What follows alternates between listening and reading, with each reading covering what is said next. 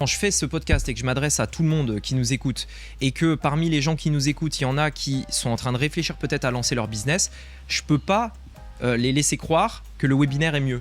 Parce que c'est pas vrai. Beaucoup d'entrepreneurs, surtout d'infopreneurs, la vision du chiffre d'affaires tout de suite. Et souvent, ils se tuent au travail. Je trouve que tu vois, il faut savoir quel est ton objectif dans la vie. Est-ce que ton objectif, c'est gagner moins au départ, mais à stabiliser et à faire construire quelque chose qui est vraiment durable, stable et qui me rapporte vraiment assez d'argent pour vivre la vie que j'ai envie de mener le lifestyle que je veux? Ou est-ce que je veux tout braquer dès le départ, quitte à t'épuiser? Et la plupart ont cette approche-là. Bien sûr, bien sûr. Pour moi, je pense que ça rapporte quand même plus le business sans les webinaires live. Par contre, il faut prévenir les gens, c'est que c'est plus dur à mettre en place. Non. Mais par contre, une fois que c'est... Ah ouais. Non, je suis pas d'accord. Non, parce que, non, vraiment, alors, je peux pas le laisser dire ça, c'est pour ça que je l'interromps tout de suite. Sors de chez moi. Alors là, je suis sûr que je vais battre tous tes arguments. Vas-y. Ah bah alors là, pourquoi les gens pensent que c'est difficile? C'est pour moi, il y a deux raisons. Premièrement, le positionnement est pas clair. Et deuxièmement, l'offre, c'est de la merde. Je sais au fond de moi que je devrais déjà faire l'objectif que je vise. Et j'ai une Ferrari qui roule à la vitesse d'une Twingo. D'accord, ok. Après, quand on avait atteint plus de 6 chiffres par mois, après j'ai voulu vraiment y aller encore plus fort. Ouais. Pourquoi? Bonjour à tous, bienvenue dans cette nouvelle vidéo. Aujourd'hui, je suis avec Lionel et Joe. Salut tout le monde. Donc, Ça fait longtemps, ouais. Ça fait un moment qu'on n'a pas fait un podcast tous les trois, puisqu'à l'époque, pour ceux qui étaient là, on avait Maverick, ça fait quasiment un an là. Un an et demi, on a vu. Un an qu'on a arrêté, un an et demi. Ouais. Et donc voilà, on avait fait ce podcast à l'époque pour parler des différents sujets, notamment business, etc. Notre vie à Maurice, même si tu voulais pas trop parler de sujets d'expat à l'époque. Ah, c'est vrai que les débats sur les sujets de quoi on devait parler et autres, ça partait loin. Ouais. Quelque chose, ouais. Bah c'est ça, je pense, qui plaisait, c'était nos débats et tout. Et donc du coup, on se retrouve pour un nouvel épisode là, puisque j'ai demandé à Lionel qu'on puisse partager un petit peu ce qui s'est passé au cours des derniers mois, voire même de cette année et demie, parce que il y a un an et demi, on faisait un podcast toutes les semaines où on racontait ce qui se passait dans notre business, etc. Et là, ça fait un an et demi qu'on l'a pas fait, donc je trouvais que ça pouvait être intéressant. Je sais pas si vous c'est le cas, mais il y a beaucoup de gens qui sont venus me demander mais ce qui s'est passé, vous avez disputé avec Rémi et Jo ou... C'est vrai, ouais. Donc là, il y a des gens qui ont pensé qu'on s'était embrouillé. Mais beaucoup. Et même dans les commentaires, tu sais, il y a encore des commentaires quand tu viens de poster. Et ils disaient mais il y a eu un problème entre vous, il y a quelqu'un qui a mis un émoticône bagarre, tu vois, qu'est-ce qui s'est passé? Donc là, on va rétablir la vérité. Tout ce qui est trahison, tromperie, escroquerie, religion, tout. Et on va expliquer ce qui est la phase obscure de Maverick. Alors, juste, est-ce que tu peux te présenter? Parce que là, on n'est pas sur Maverick, on est sur ma chaîne. C'est vrai. Et donc, il y a peut-être des gens qui ne te connaissent pas. Donc, est-ce que tu peux dire ce que tu fais, qui tu es, etc. Alors, moi, je m'appelle Lionel Tonato. J'ai 23 ans. Voilà. Et donc là, je suis à Maurice depuis 36 ans maintenant. 36 C'est terrible, c'est terrible. Après, j'ai quand même les cheveux qui parlent pour moi. Je sais quand même que. Mais ouais, du coup, je suis à Maurice depuis 3 ans maintenant. Et ce que je faisais avant, c'est que j'avais une agence de marketing digital. Et je m'occupais du marketing de clients et je prenais une commission dessus. Ce qui a beaucoup changé, et on va en parler. Ouais. Et j'ai 2 enfants, mariés, passionnés de Maurice, de sortie, de Rome. Voilà, de Rome de Rome, bah tu le sais. Toi c'est les Moritos, moi c'est le... Ouais, c'est le Rome, mais... c'est vrai. Juste. Et voilà, globalement, je pense qu'il y a c'est à peu près ça. Ok, je dirais ce que je fais maintenant, plus tard. Alors justement, c'est vrai qu'à l'époque sur Maverick, on avait eu beaucoup de débats sur le meilleur business model, le meilleur business à lancer, comment atteindre, par exemple, on avait fait des vidéos, je me rappelle, la voie la plus rapide vers les 10K par mois. La toute première qu'on avait faite. Vers 10 000 € par mois. C'était la première? Toute première qu'on a fait chez toi, je me rappelle. Ok. Et c'est ça qui nous avait fait prendre goût. On s'est dit, on s'était éclaté à faire ça. Ouais. C'est vraiment bien. C'est comme ça. Et du coup, c'est vrai que là, il y a peut-être des avis qui ont changé parce que toi aussi, tu as évolué dans ton business. Du coup, ça peut être intéressant que tu nous dises qu'est-ce que tu as fait là depuis un an et demi. Déjà, petit contexte, il y a un an et demi quand on a arrêté, où est-ce que tu en étais dans ton business? Parce qu'après, bien sûr, moi, je pourrais donner mon avis et si tu as des choses que tu voulais parler dans ce podcast, c'est le moment. Mais où est-ce que tu en étais il y a un an et demi dans ton business? Et qu'est-ce qui s'est passé pendant cette année et demie, sachant que tu as eu un nouvel enfant, un nouveau bébé? C'est vrai. Tu avais déjà le premier. Wanilo qui était déjà né. c'est ça. Ouais, c'est ça. Et là, du coup, tu as été père 2 fois entre-temps, tout en changeant de business. Enfin voilà, du coup c'est intéressant aussi parce que je sais que nous on a beaucoup de personnes qui nous suivent qui sont jeunes parents ou juste parents, pas forcément jeunes mais parents. Non mais en plus, comme ton cas quoi. Ah oui, non mais c'est jeune. C'est parents mais pas jeunes en fait. Okay. Jeunes parents mais pas jeunes. Ah oui mais non mais j'ai 23 ans j'ai dit. Donc en fait en gros c'est vrai que c'est une pression qui est super importante parce qu'en fait peu importe le business que tu fais, le fait d'avoir un enfant change tout. Dans la manière dont tu vas gérer ton temps, l'énergie que tu vas pouvoir donner au business. Encore une fois, on en parlait ici avec des amis, vos voisins. C'est une question d'envie aussi. Quelle est la vision pour toi de la famille et quelle place tu veux lui donner dans ton business et dans ta vie, dans ton équilibre pro-perso. Et en fait, avant de dire ce que je faisais, je me rappelle qu'à l'époque, on a eu beaucoup de débats où tu disais mais non mais il te faut une équipe de closing, il faut que tu fasses tout ça. Je disais non, jamais, je veux pas gérer d'humain. Et en fait, gros changement finalement, parce qu'encore une fois, il y a en fait justement avec l'arrivée de ce deuxième enfant, l'évolution du business, je vois que le marché va vers ça maintenant, vers l'humain. Et donc en fait, ce qu'on faisait avant, donc de la vente directe par webinaire, c'était le modèle que j'avais choisi, marche de moins en moins. Donc vente directe pour expliquer parce que les gens vont peut-être pas comprendre la différence entre le closing et la vente directe. Vente directe en gros, tu faisais des événements en live et tu vendais pendant l'événement. Exactement. Donc pendant l'événement, à la fin du live, tu dis le prix et les gens achètent directement. Exactement. Là où aujourd'hui, du coup, c'est plus vente, ça reste entre guillemets de la vente directe, mais c'est par téléphone. C'est-à-dire tu amènes les gens d'abord sur le téléphone et les gens en one-to-one finalement, avec une personne de l'équipe. Exactement. Okay. Non mais donc tu as bien fait, je vais vulgariser un peu, je veux bien réexpliquer parce que si je ne réexplique pas, peut-être qu'on ne comprendra pas le switch. Donc en fait, en gros, globalement, ce qui s'est passé, c'est que j'avais découvert le modèle webinaire, donc où en fait, je prenais des clients, on faisait une offre avec eux. Donc ça rentre directement dans le business, hein. Après on parlera. On est là pour ça. Hein. Là on est en plein dedans. C'est une chaîne business. Hein. Ah bah là on est en plein dedans en tout cas, c'est sûr. Et donc tu vois, donc en gros, ce qui se passait, c'est que je faisais l'offre.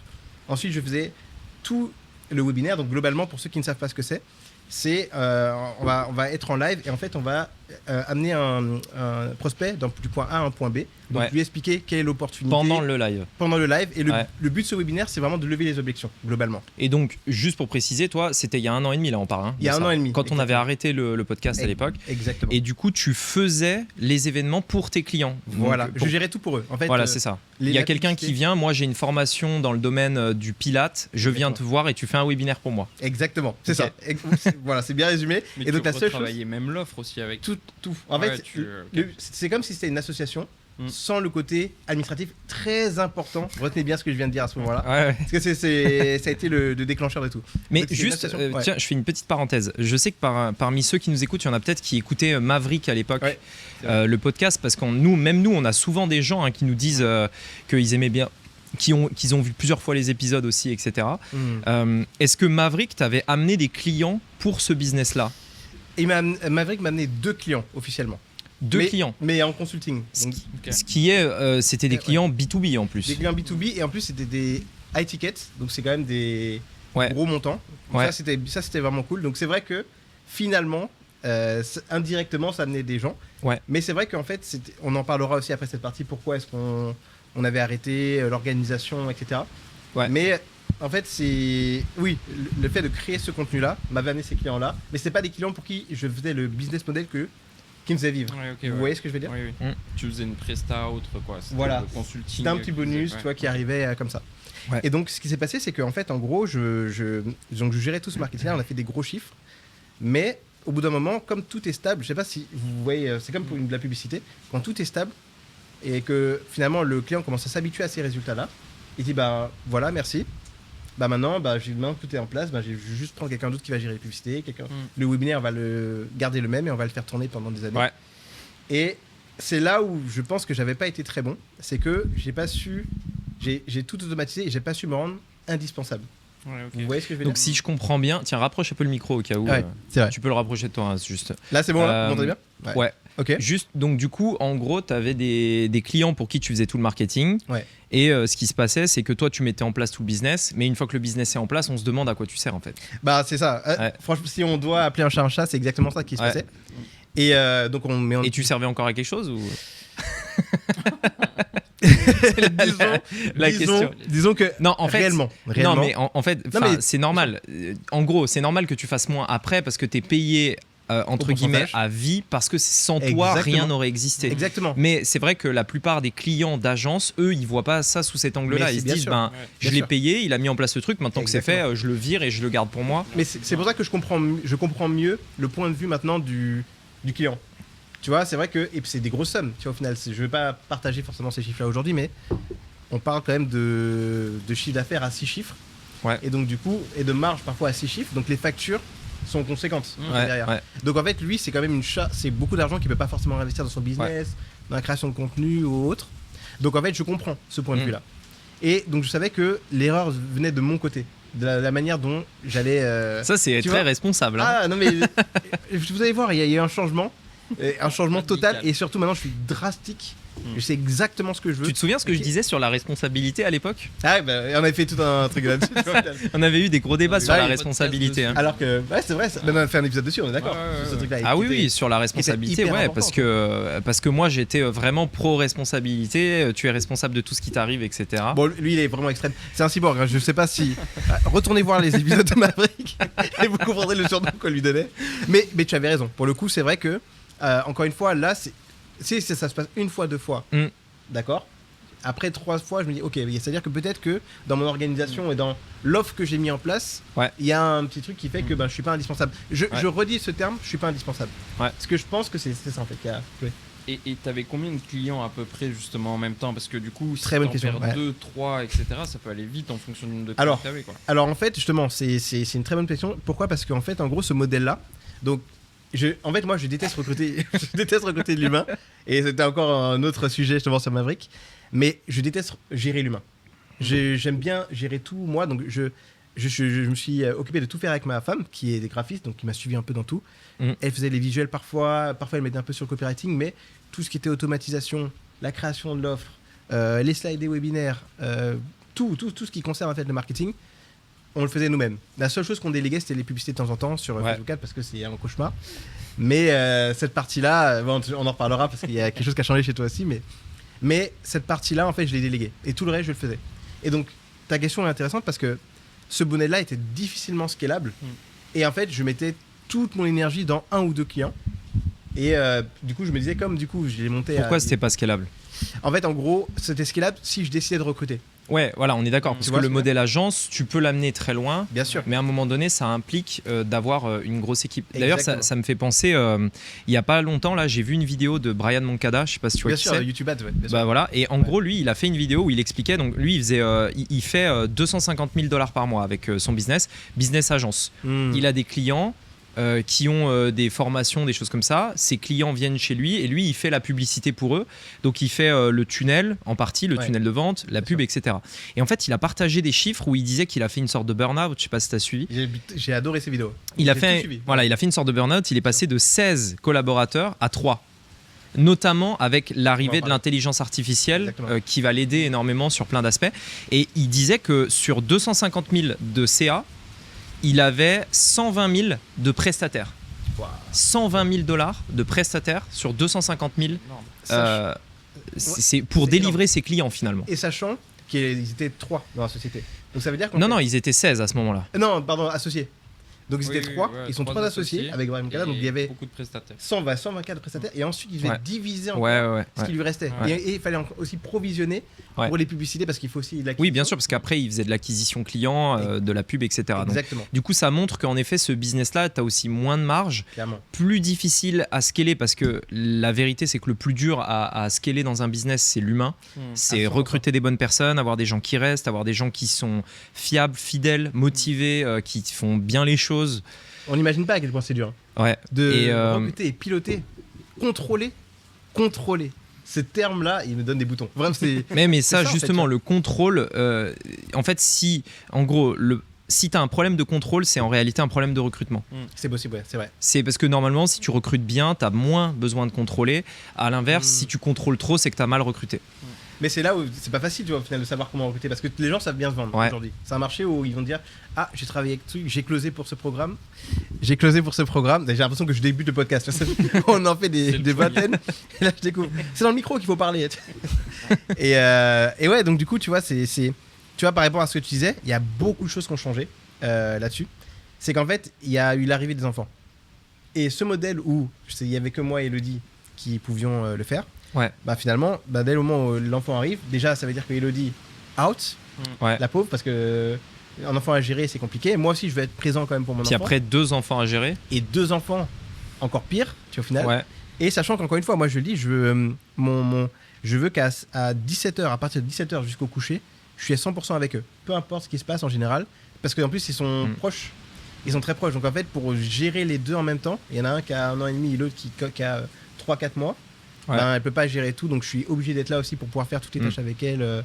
C'est logique. Donc en fait, ça veut dire que le temps de travail, il est réduit. Et surtout l'énergie. En fait, ça demande... C'est beaucoup de bonheur, mais c'est beaucoup d'énergie en enfant. Énormément d'énergie. Donc du coup, en fait, même quand tu reprends le travail, parfois... C'est là que je me suis dit, attends, mais je vieillis ou c'est juste que j'ai des enfants? Tu sais, à l'époque, on pouvait rester devant, on se posait, on pouvait rester jusqu'à 22h, 23h avec Elodie, et parfois tu vois que tu commences à t'endormir, alors que tu as du travail, tu as la flemme de reprendre, parce que tu veux juste te reposer. Et en fait, forcément, la qualité de ton travail, tu sens que elle chute, tu fais moins de choses que tu faisais avant dans le même délai de temps. Et nous, on n'a pas été trop impactés en termes de chiffres pour nos clients. C'est plus sur combien de clients on pouvait prendre, donc c'est d'où ta question qui était importante, et surtout l'énergie qu'on pouvait mettre dans ces clients. Vous voyez ce que je veux dire? C'était ça qui était... Parce que aussi, toi, tu travailles beaucoup au départ aussi mécaniquement, exactement. Et après, du coup, tu fais plus des ajustements que de création, etc. quoi. Exactement. Sauf qu'en fait, c'est pas le cas de tous les clients. Il y a certains clients avec qui tu vas trouver la formule directement, tu vois, ça va être immédiat quasiment, et d'autres où tu vas devoir travailler beaucoup plus dur. Et je pense que voilà, j'ai pris des clients que je considère vraiment comme des amis aujourd'hui, après justement à la naissance du deuxième.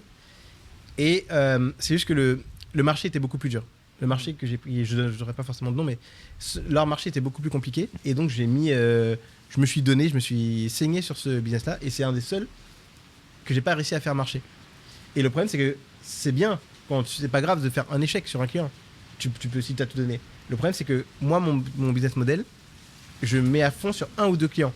Donc s'il y en a un pour qui ça marche pas, mais alors on précise que quand tu dis que ça marche pas, c'est pas que c'était même pas rentable, c'est juste que par rapport au niveau d'investissement, c'était pas c'était pas intéressant de garder ça. Ça a été un déclic ce client-là sur le modèle que tu as eu envie de changer. En fait, dans le fait de se dire finalement, tu as mis beaucoup d'efforts sur un temps, sur un client en particulier. En fait, oui, je pense que c'est ça. C'est le fait de se dire que c'était plus dur, que je commençais à passer moins de temps avec les enfants. Et qu'en plus de ça, le chiffre d'affaires était en train de baisser. Je me suis dit, attends, il y a forcément quelque chose qui va pas. Et moi, je suis quelqu'un qui est beaucoup dans l'humain. Donc, même si ça marche pas, imaginons avec un client, étant donné qu'on a cette relation un peu de proximité, on est tout le temps ensemble tous les jours, dire non, c'est dur, je trouve. Vous voyez ce que je veux dire? Allez, on s'arrête là maintenant. Et c'est une autre erreur que j'ai faite, c'est que j'ai mis trop d'émotionnel dans le business. Il faut en mettre un petit peu, je pense, c'est normal, ça reste une aventure humaine quand même. Mais ça, c'est un truc très difficile à faire parce que c'est le cas d'ailleurs même quand tu fais des formations derrière, parce qu'il y a toujours, pour toutes les personnes qui ont un business de formation, tu auras toujours des clients qui vont mettre de l'émotionnel dans la relation professionnelle que tu as avec eux. Je suis d'accord. Par exemple, ils vont te dire que dans leur vie, c'est très difficile, etc. Et donc que tu es la personne sur qui est censé reposer tout ce stress, tu vois. Donc ça arrive dans n'importe quel business. C'est vrai avec un partenaire professionnel, mais finalement, même quand tu as des clients, même des petites entreprises ou des particuliers, ce sera le cas aussi. Bien sûr. Et c'est extrêmement négligé. Cet aspect aussi mental, charge mentale. Surtout comment réagir dans ce genre de situation. Alors que tout le monde le vit et pas grand monde en parle aussi en plus. C'est vrai que tout le monde le vit. Et c'est vrai que moi, je connais des personnes qui sont en mode rien à foutre, c'est comme ça, tu m'as payé tant, c'est fini, donc ciao, tu vois, il y en a. C'est la majorité d'ailleurs.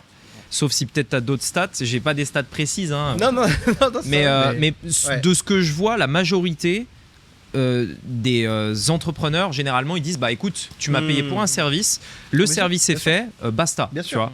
Et c'est vraiment une très petite minorité. Nous, c'est notre cas en l'occurrence, on est beaucoup plus à l'écoute. Et on essaye de tout faire pour que ça dure.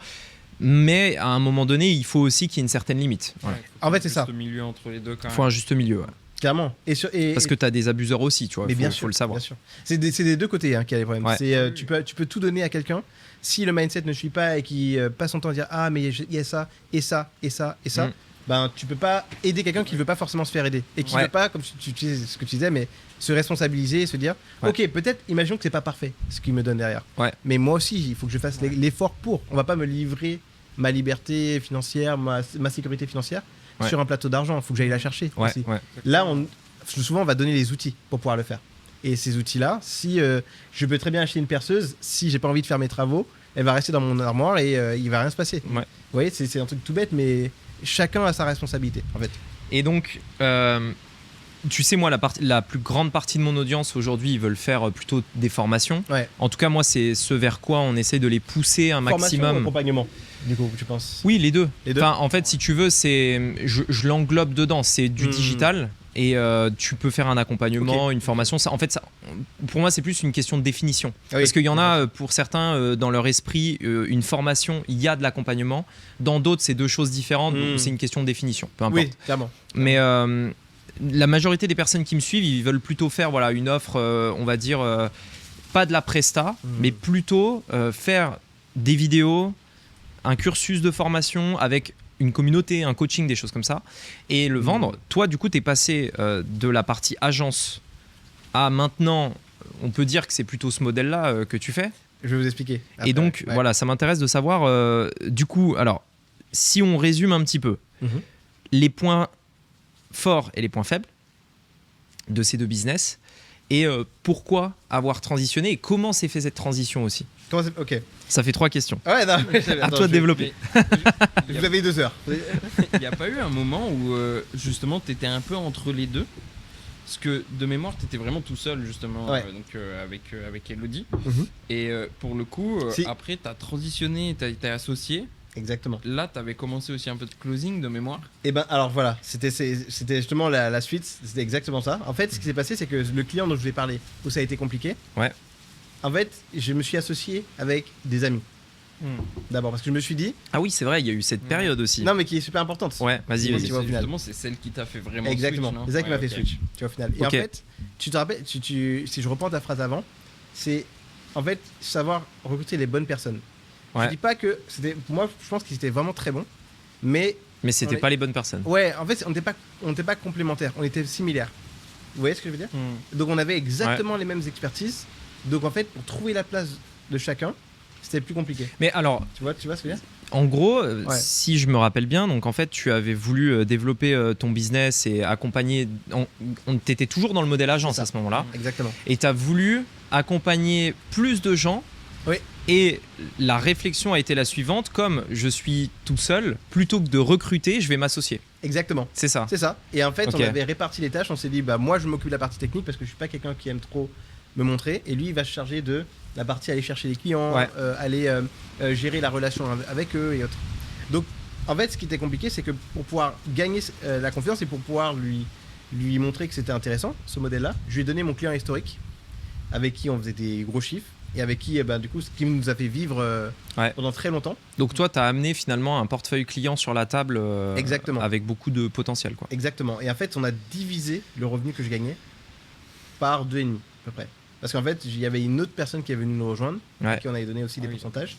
Et en fait, quand je faisais ma facture à ce client-là, alors que c'était ce qui avait déjà été mis en place, en fait, du coup, je donnais plus de la moitié de ce que je gagnais à l'époque à mes associés. Et alors, qu'est-ce que tu as ressenti ? Moi, ça me dérangeait pas. Réellement, ça m'a pas dérangé parce que je me suis dit c'est un investissement sur le long terme. Ok. Le problème, c'est que les autres clients qui sont arrivés, l'autre client que j'avais trouvé qui était un client qui c'est pas forcément eux qui l'ont amené, mais nous a pris énormément de temps et on n'a pas réussi à trouver la clé. Ouais. C'était ça le problème. Mais ça les a un peu découragés aussi parce que mon client historique, lui, est sorti un peu du business en ligne, tout doucement. Et donc, du coup, naturellement, le switch s'est fait vers l'autre client qui marchait un peu moins bien. Donc, non seulement j'avais divisé ma part sur mon gros client, mais en plus, le client qui nous rattrapait, c'était aussi divisé en 3. Ouais. Et en plus, ne générait pas assez d'argent pour nous. Et c'est là que je me suis dit, il y a quelque chose qui va pas. Ah ouais, galère, ouais. Ah ouais. C'est clairement ce qui s'est passé. Attends, juste avant d'aller plus loin, moi, ce qui m'intéresse, c'est le côté perso. Ouais. t'as 2 gosses, machin, etc. T'as une source de revenus qui baisse. Comment tu te sentais vraiment? Je mentirais si je disais que c'était. Je faisais la fête tous les jours et autres. C'est qu'en fait, en gros, vous me connaissez ma personnalité maintenant. Moi, je suis pas trop quelqu'un qui. T'es pas un mec stressé, toi? Non, pas trop. pas beaucoup. En tout cas, je te vois pas vraiment stressé. Tu stresses parfois ou pas? Je stresse comme tout le monde, mais très peu. En fait, je suis très objectif. Je me dis, imaginons même que c'est une phase où c'est un peu. T'as confiance en toi et en l'univers. Ouais, et franchement, tu sais qu'on avait la discussion hier avec l'univers. Oui, les étoiles, les constellations, tout. Je sais, le destin. Non, mais en fait, globalement, on avait la discussion avec Elodie hier, et en fait, elle disait qu'on avait 2 personnalités qui étaient très différentes. Moi, je suis trop objectif. Je me dis, mais ça va passer. Ça, c'est rien et autres. Et elle est plus. C'est même pas pessimiste, elle est réaliste. Oui, ok. Tu vois? Donc, en fait, elle va se dire, ok, attention. On est sur une pente descendante. Il faut redresser le. Et en fait, si juste on était tout seul, ça va. Mais on a des enfants maintenant. Ouais. Donc, faut pérenniser, faut sécuriser. Et c'est là que le switch s'est fait. J'ai tout arrêté. Les associations, avec de ce format-là. Ça s'est bien passé, la dissolution. On est toujours très amis. En fait, je peux même pas dire que ce qui s'est passé, c'est de leur faute. C'est juste que le choix de la niche était compliqué. Ouais. Et c'est même pas la faute de mes clients, parce qu'ils ont tout donné aussi. C'était le choix de la niche qui était compliqué. C'était hyper concurrentiel. Et on a voulu faire un produit à étiquette, donc cher, sur un marché où d'habitude le prix des programmes est plutôt... Moi, je pense que ça aurait quand même marché. C'est possible. Moi, je pense que c'est une fausse croyance. Non, c'est possible. C'est possible. Parce que t'as fait un modèle qui est entre deux. T'as fait... Ça, c'est un vrai débat. Parce que t'as fait un webinar avec du closing. Oui. Là où je pense que t'aurais dû faire autre chose. Ah, tu penses? Ce que moi, je fais. De la vente directe, tu penses? C'est sûr que ça aurait marché. Une VSL? Ouais. On l'a fait, la VSL. Bah oui, mais après... Tu l'as fait, mais comment tu l'as fait? Ça, je peux pas savoir. Mais c'est sûr que ça fonctionnerait. On aura le débat parce que tu connais ces dans n'importe quel domaine. Tu penses? J'en suis certain. Ok, j'adore ces débats-là. Je pense qu'on pourrait en parler pendant longtemps. Je propose qu'on refasse un débat 100% dessus. Tu te rappelles, on avait fait un débat la dernière fois. On était revenu après un événement Web Mauritius et on était une dizaine d'entrepreneurs on est venus tous autour de cette table-là. Et en fait, on a eu un débat qui était webinaire live versus VSL, vous vous rappelez? Donc VSL, je le dis pour tout le monde, c'est une petite vidéo. Moi j'appelle ça un webinaire, la VSL. Oui, mais en gros, webinar live, ce que Lionel dit, c'est on rassemble des gens dans un événement, dans une salle digitale finalement, un webinaire en live. Et la VSL, c'est une vidéo de 10-15 minutes, ça peut même être 30-40 minutes, voire 1 heure. C'est une vidéo préenregistrée que les gens peuvent regarder et voilà. Yes. Et ton modèle est bien meilleur que les autres. Parce que s'il est bien maîtrisé, ça donne vraiment la liberté que tu cherches, je trouve, quand tu fais l'entrepreneuriat. Le gros avantage, c'est qu'en plus, tu n'as pas besoin d'être présent en live. Tu as un truc qui est stable. Parce que le problème des webinars live, en fait, le simple fait d'être en live implique tellement de choses derrière. C'est qu'il faut refaire des événements toutes les semaines. En fait, je le dis pour les personnes qui nous écoutent, imaginez que, je sais pas, vous faites des festivals, c'est votre métier, tu organises des festivals. À chaque fois que tu as une nouvelle date pour le festival ou une tournée d'un artiste, par exemple, on fait une tournée, et bien chaque fois c'est louer la salle, remplir la salle, vendre les tickets, nettoyer la salle, trouver les partenaires pour la bouffe, etc. J'exagère, mais finalement, tu peux pas dupliquer l'événement à l'infini. Chaque événement, tu peux, entre guillemets, mais tu peux aller un peu plus vite, mais ce que je veux dire, c'est qu'à chaque fois, il faut réorganiser l'événement de zéro, re-remplir l'événement, re-remplir la salle, etc. Et ça implique d'être présent à un moment donné, précis, etc. Donc voilà. Là où moi, en gros, ce serait plutôt l'équivalent de... j'enregistre mon concert et je le diffuse sur Amazon Prime et les gens le regardent quand ils le veulent, quoi. Et c'est pour ça que, en fait, je pense que là, nous, on est en train... Je vais raconter après, j'ai peur de spoiler, mais sur mon nouveau modèle, je vais faire le modèle webinaire comme toi, tu l'entends, avec la vidéo c'est l'éditeur, mais pour des raisons de liberté. Je pense réellement que le webinaire en direct est beaucoup plus puissant en termes d'explosivité, donc tu vas faire vite de très gros résultats, mais par contre, sur le long terme, ça te demande énormément d'énergie. C'est ce qui est là très difficilement, je trouve, en tout cas. Et surtout, c'est... j'ai vu mes clients qui, au départ, étaient très excités d'en faire. Et après, ça use. Bien sûr. Les dimanches, il faut que je vienne. Ça use. Alors que... Pour moi, c'est quelque chose qui est... récurrence aussi. C'est vrai que c'est aussi tous les dimanches être en live.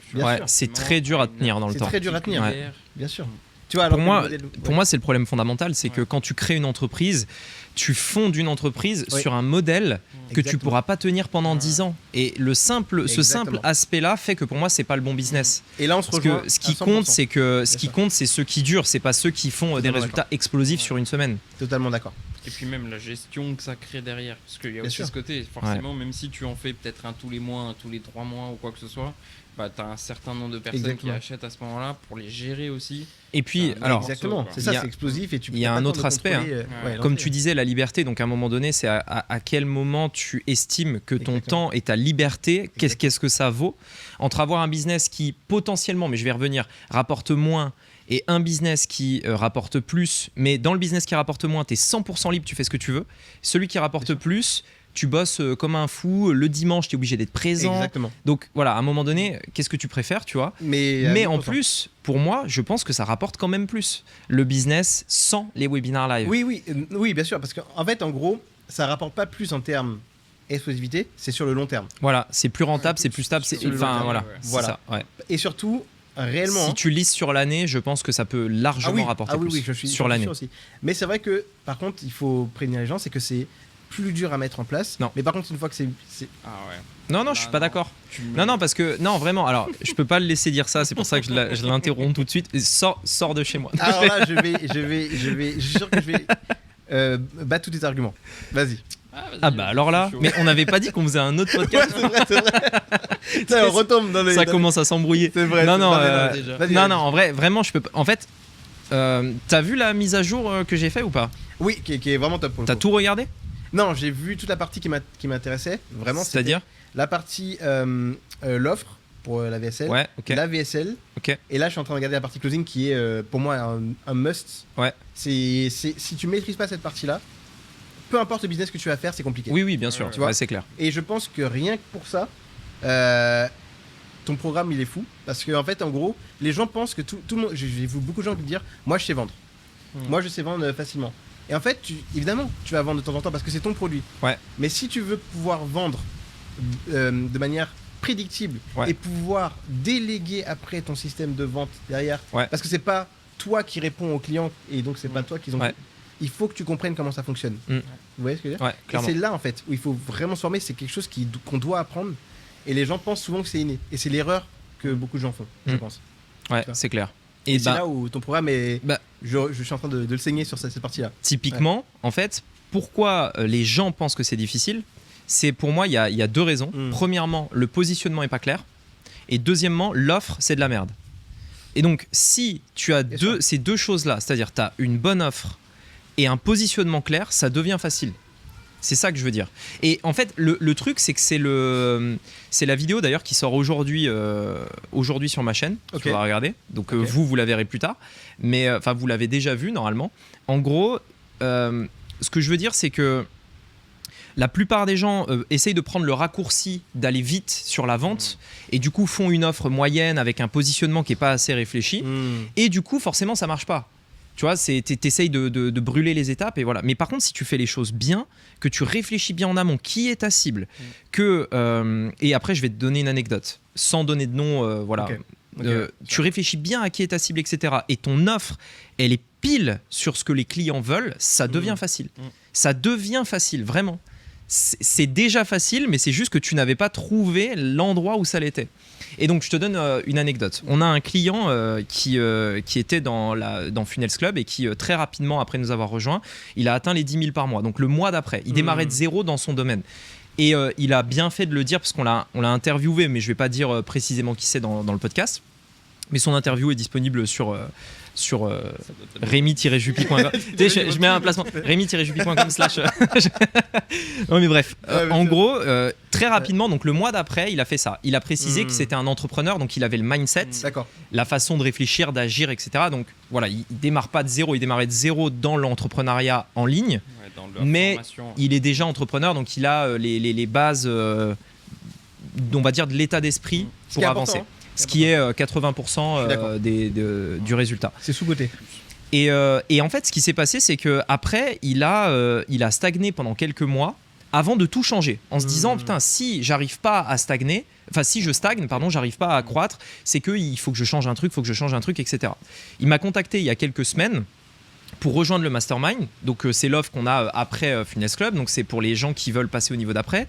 Et en fait, qu'est-ce qu'on a fait? Donc le premier truc dans le mastermind, c'est un rendez-vous de 1h30, 2h. On a passé 2 heures ensemble où on refait l'état des lieux et on réajuste tout ça. En fait, son problème qu'il avait, lui, c'était uniquement son positionnement. Okay. En gros, il avait tout touché en se disant c'est technique peut-être. En fait, il avait eu le truc de se dire je vais toucher plus de gens, je vais élargir les personnes à qui je m'adresse parce que si j'arrive pas à passer les 10 000 par mois, c'est que je suis trop précis. Donc je vais élargir mon audience. C'est un peu le schéma du modèle traditionnel où j'ai un restaurant qui est dans ma ville. Bah, si je veux gagner plus, il faut que je touche ma région ou mon département. Tu vois. Bon, bah, en ligne, c'est l'inverse finalement. Et ce qu'on a fait, c'est qu'en 2 heures, on n'a rien changé à son tunnel. Si, en fait, ce qu'on a changé, c'est uniquement des mots. On a changé les mots de sa publicité, on a changé les mots sur son tunnel de vente, on a changé des mots, vraiment. C'est juste utiliser les bons mots. Ok.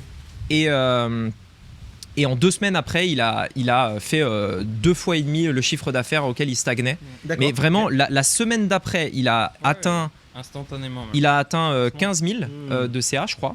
La semaine d'après. Mais la semaine d'après, hein, vraiment. Okay. Et là, il est à plus de 20 000 et là, il vise un objectif encore plus loin. Et en fait, quelle était la seule différence? D'ailleurs, en fait, son retour sur investissement est abusé. Je vais pas le dire, mais c'est... Parce qu'on le retrouvera trop facilement. Tout le monde va se jeter sur des magasins. Non, mais il a un retour sur investissement vraiment très, très, très, très bon. Okay. Je te le dirai après. Okay. Et en gros... on a juste réajusté ça. Il a boosté, enfin, il a relancé le budget publicitaire et tout, et ça a instantanément pris. Okay. Pourquoi? Parce qu'en fait, c'est pas. En gros, ce modèle-là est pas compliqué. Il est plus simple. Ce qui est compliqué, c'est d'avoir la bonne offre et le bon positionnement. C'est ça le plus dur. Ouais, mais à la bonne personne. C'est pas le tunnel de vente ou quoi. Ouais. Non, mais en fait, surtout, je comprends ce que vous dites. Et d'ailleurs, c'est le modèle que je vais choisir maintenant. Donc, je suis convaincu sur ça, sur le fait que c'est vraiment. Bon, ce que je disais juste, c'est qu'en fait, c'est plus facile de faire un webinaire live parce qu'en fait, t'as pas besoin d'être aussi bon, tu crées une connexion en direct. Et c'est pour ça que quand on avait fait le sondage... Mais c'est pas vrai. Moi, mais pourtant, regarde, je vous donne un exemple très concret et là, vous pourrez confirmer que c'est vraiment arrivé. Oh, non, oui, non, mais on est d'accord que sur les... On devait être une douzaine peut-être, je pense. On a fait un sondage. De quoi? D'entrepreneurs qui étaient là autour de la table. À la table, quand il y avait le débat. Est-ce que oui. Et qu'est-ce qui s'est passé? La majorité avait testé aussi le modèle VSL et peut-être, je pense, 10 sur 12, 9 sur 12. Non, ça c'est les stats de Lionel. Non. Parce que moi, tout le monde avait fait des webinaires non plus. Non. Moi, de ce que je me rappelle... Je disais que c'était plus simple, je suis d'accord avec toi. Mais par contre, le fait que ce soit plus simple était sur des critères très précis. Non, mais bien sûr. En réalité, sont pas plus simples. Non, mais je suis d'accord. Moi, de mémoire, c'était mon camp qui l'avait emporté. Non. Alors là, moi, je suis Marseillais. Regarde le scroll, et lui, il a réécrit l'histoire. Inception. Tu vois, moi, je suis allé dormir ce soir-là avec l'esprit tranquille. Ah, c'est ça, c'était les... Non, mais pas du tout. Ah non, et d'ailleurs, en fait, en gros, si tu veux, pourquoi je dis ça, c'est parce que parmi ceux qui étaient du camp du mal, enfin du webinar en live, et ben, tu vois, toujours plus. Parmi ceux-là, je sais qu'il y en a qui doutaient un peu à la fin, tu vois. Oui, non, mais et surtout, en vrai, si vraiment on est totalement rationnel, c'est beaucoup plus intéressant de lancer ton business que le webinar live. Et je préfère prendre beaucoup de temps à maîtriser ce business que tu proposes plutôt que d'aller sur la facilité où tu vas faire beaucoup de chiffre d'affaires au départ mais que tu vas t'épuiser derrière et surtout en fait c'est plus difficilement pas scalable mais réplicable. D'un webinaire live à un autre, ces résultats peuvent changer complètement. Moi, je trouve qu'une variable essentielle dans le fait que ce soit simple ou non, c'est qu'il y a des personnes qui commencent plus ou moins de zéro. En fait, si tu commences plus ou moins de zéro, un webinaire en live, c'est très compliqué. T'as jamais fait de webinaire. Oui, en fait, pour moi, c'était ça le critère. Un investissement, tu vois, parce qu'il faut les ramener, les personnes. T'as pas d'audience, donc il faut faire mécaniquement de la pub. Tu vas lancer de la publicité. Tu sais pas du tout déjà comment fonctionne entre guillemets l'outil, tu vois, de base. Même si t'as un accompagnement, bah, tu vois, tu fais tes premiers tests, tu fais tes premières erreurs un peu dessus, etc. Parce que t'as pas tout suivi forcément à l'aide, tu vois. Et donc t'as investi directement. Tu vas faire ton premier live où t'auras pas grand monde et tu tu seras déjà stressé, tu vas par le live. Et derrière, en plus de ça, il n'y a pas entre guillemets le closing où tu vas pouvoir essayer de rattraper un peu, tu vois, certaines personnes. Je vois ce que tu fais avec ce one-to-one. Moi, je trouve ça beaucoup plus compliqué que en fait, un truc que t'as encadré. Je donne un peu de contexte. Parce que pourquoi nous, on est si convaincus que justement notre modèle, il est le mieux, c'est parce que ça fait des années qu'on accompagne des personnes à développer des business en ligne. Et donc en fait, on a regardé au cours des dernières années quels étaient on va dire, les points de friction, pas de tout le monde, mais s'il devait y avoir un point de friction, lequel il est, tu vois. Et en fait, on a observé des énormes points de friction sur la partie technique. La mise en place technique, c'est un enfer pour la plupart des gens. Ils comprennent rien au logiciel, etc. Donc, déjà de base, s'il y a un modèle dans lequel la technique est présente, déjà, tu élimines 70% des gens qui n'y arriveront pas. C'est certain. 70% des gens n'y arriveront pas. Et pour ça, le tu webinaire ne pourras live, pas le dupliquer. Le webinaire en direct, c'est terrible. Le problème du webinaire en live, c'est que en fait, c'est très compliqué parce que c'est très technique à mettre en place. Et donc, en fait, quand nous, on a un critère, quand on réfléchit, si tu veux, comment dire, à partager un modèle pour que les gens réussissent avec, on prend en compte ça et on se dit, ok, tu fais un tableau. On regarde la partie technique à mettre en place, etc. Ça, on l'enlève, ça, on l'enlève, ça, on l'enlève, ça marche pas. Et le webinar, c'est impossible. En fait, ce que je veux dire, c'est que ça marche pour des personnes qui sont des bons entrepreneurs, solides, confiants, qui savent s'adresser à une foule, entre guillemets, qui ont des bases techniques, qui n'ont pas peur de mettre les mains dans le cambouis, etc. Ou alors qui ont... la maturité d'un entrepreneur pour faire appel à une agence, ce qui est encore plus, on va dire, avancé. Ouais. Donc, soit tu es cette personne-là, mais quand tu as ce critère de te dire, quand je fais ce podcast et que je m'adresse à tout le monde qui nous écoute, et que parmi les gens qui nous écoutent, il y en a qui sont en train de réfléchir peut-être à lancer leur business, je peux pas les laisser croire que le webinaire est mieux. Parce que c'est pas vrai. Parce que statistiquement, ça marchera pas. Et donc en fait, du coup, nous, ce qu'on a fait, c'est qu'on a essayé d'observer tous les points de rupture. Donc il y a la technique, il y a la capacité à s'adresser à des gens de façon claire et avoir une présence devant la caméra, tu vois aussi. Donc ça, il faut l'enlever. Ça veut dire comment on fait pour que quelqu'un qui n'est pas du tout, qui n'a pas confiance en lui, qui ne sait pas s'adresser, qui n'arrive pas à parler dans un micro, etc., comment lui, il fait du business. Dans un webinar live, ça ne fonctionnera pas. Comment on fait aussi pour que les gens qui ne veulent pas montrer leur visage le fassent. Dans un webinar en live, tu ne peux pas vraiment dire bonjour à tous, machin, et en fait, tu ne montres pas ta tête. Donc ça aussi, c'est un autre problème. Ça aussi, c'est un autre problème. Et puis, la partie technique, bien sûr, est essentielle. Et puis, il y a un autre point, c'est comment tu fais pour te lancer progressivement. C'est-à-dire, si tu viens pas avec une enveloppe de 1000, 5000, 10 000 à mettre en pub pour un événement, miser, entre guillemets, un peu comme au casino, parce que pour moi, le webinar live a toujours eu cette image un peu de casino, donc, et tu peux gagner gros, mais tu peux aussi perdre gros. Tu mises 1000, 2000, 10 000, et tout se joue en 2 heures le dimanche soir. Oui, mais... En fait, c'est pour non, ça mais attends, regarde. Et après, après, tu auras le droit de parole. Ah ouais, waouh. Non, je rigole. Oui, bien sûr. Et après, tu pourras te barrer de chez moi.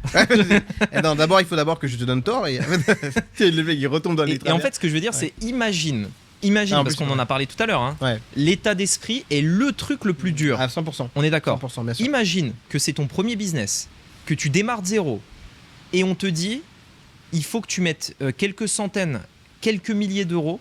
Imagine la capacité que ça demande à tenir d'un point de vue mental pour se dire, putain, j'investis tout ça et tout se joue en 2 heures de live. Imagine le stress, les gens, ils vont pas dormir. Enfin, vraiment. Et puis ça dépend de plein de critères. Si le live, il coupe, la connexion, il y a un problème. Non, en fait, c'est justement... c'est contrairement à avant, où là, j'aurais été en opposition avec toi, je ne serais pas cette fois-ci. Parce que je crois ce que tu viens de dire. Le temps m'aura donné raison. On en parlerait dans Maverick il y a 1 an et demi. Non, justement. Alors attention, je vais mettre beaucoup de nuances. Parce que tout n'est pas vrai. Tout n'est pas vrai, je t'explique pourquoi. En fait, en gros, je pense que tout est une question de vision. Et tu vois, il faut voir derrière. Tu as la bonne ou la mauvaise. Non, tu vois, lui, c'est vraiment binaire. Mais je vais te prouver le contraire. Et je vais donner un cas concret avec ce que moi j'ai vécu. Ok ? Ouais. Donc, là, aujourd'hui, ce que je vois, c'est que si ta vision, c'est de créer un vrai business qui va te libérer, quelque chose qui est scalable, revendable, ou même pas revendable, mais qui va te permettre réellement de pouvoir scaler et de contrôler la progression de ton business, pour moi, ton modèle est le meilleur et je pense qu'il n'y en a aucun qui pourra dire le contraire. Et on l'a dit aussi tous ici autour de cette table, c'est le modèle dont on rêve tous. Mais il faut vraiment juste se dire que c'est du travail. Il faut comprendre la psychologie. Vous allez voir, je vais vous expliquer pourquoi. Il faut comprendre la psychologie du client. Il faut être bon sur le fait de créer une vidéo qui est synthétique et de maintenir les gens tout le long du live, tout le long de la vidéo de la VSL, justement. Parce qu'en fait, si c'est du live, tu peux te permettre d'être imparfait.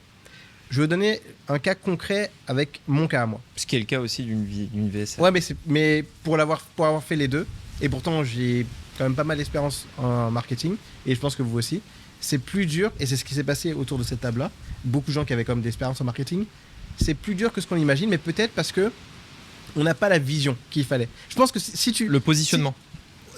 Je pense pas que ce soit que le positionnement. Je pense que c'est la vision. C'est qu'en fait, en gros, je rappelle que quand tu m'avais montré tout ça au départ, moi, ce que j'enviais, c'était cette petite colonne sur Google Ads où en fait, tu peux voir à quelle étape ça bloque.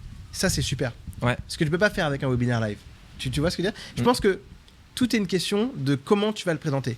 Si je reprends mon exemple tout à l'heure, si tu le présentes à des gens qui veulent une vraie liberté, une stabilité, un business que tu peux scaler et que garder sur le long terme, il faut absolument aller vers ton modèle. Absolument. Ouais. Par contre, si tu veux faire du cash rapidement, réellement, rapidement, de manière explosive, je vais argumenter et vous allez vous comprendre pourquoi autant de gens avaient dit ça la dernière fois. Pour moi, le webinaire live est le plus efficace. Quand j'ai arrêté avec mes clients où ça s'est passé mal, j'ai refait un plan d'action, je me suis dit, ok, qu'est-ce qui ne va pas dans mon organisation aujourd'hui ? Et je me suis dit, ok, j'ai complexifié la chose. Je me suis dit, je veux une grosse agence avec plein de clients, des gens qui vont pouvoir gérer pour moi ces parties-là, quelqu'un qui va faire les automatisations pour moi et autres. Et je voulais rester absolument sur mon modèle de webinaire live.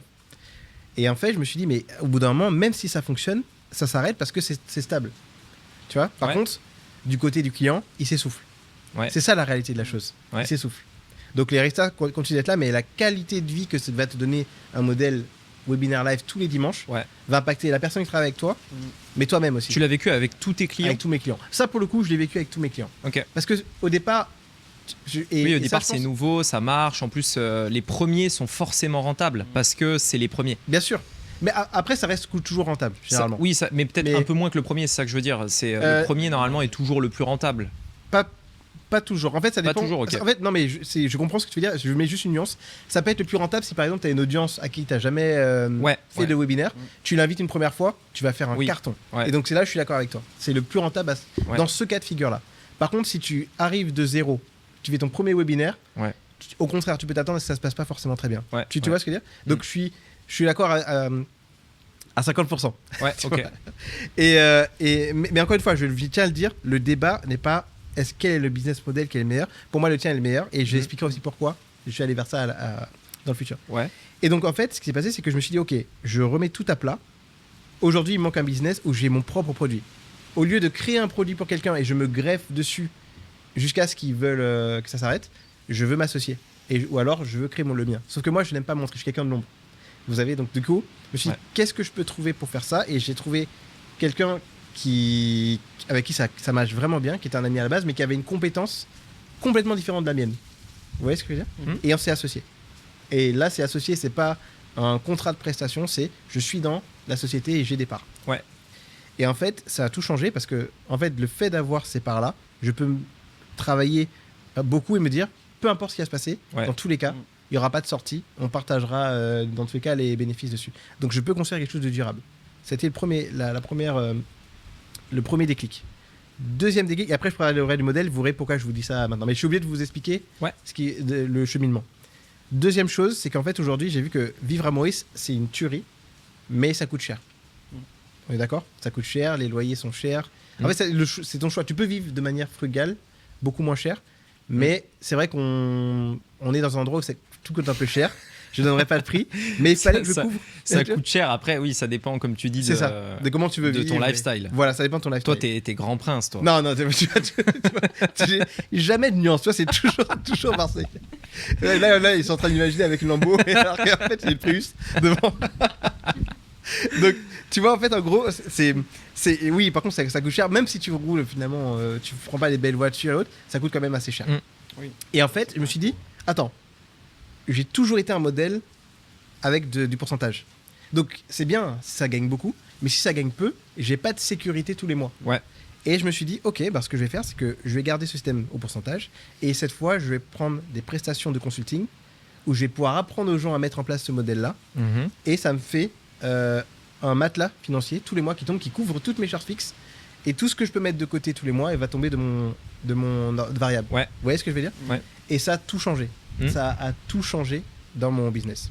Parce que du coup, tu continues quand même le consulting à côté. Exactement. Okay. Sauf qu'en fait, c'est là où justement c'est intéressant de voir, de bien s'organiser, c'est que je me suis dit, attention, si je commence à faire ça, je vais me tuer à chercher tout le temps des nouvelles solutions pour chaque client, parce que chaque client a ses spécificités. Donc le but, c'est de créer un modèle que tu vas pouvoir délivrer, comme si c'était un programme en ligne, sauf que toi, tu vas les aider sur l'implémentation.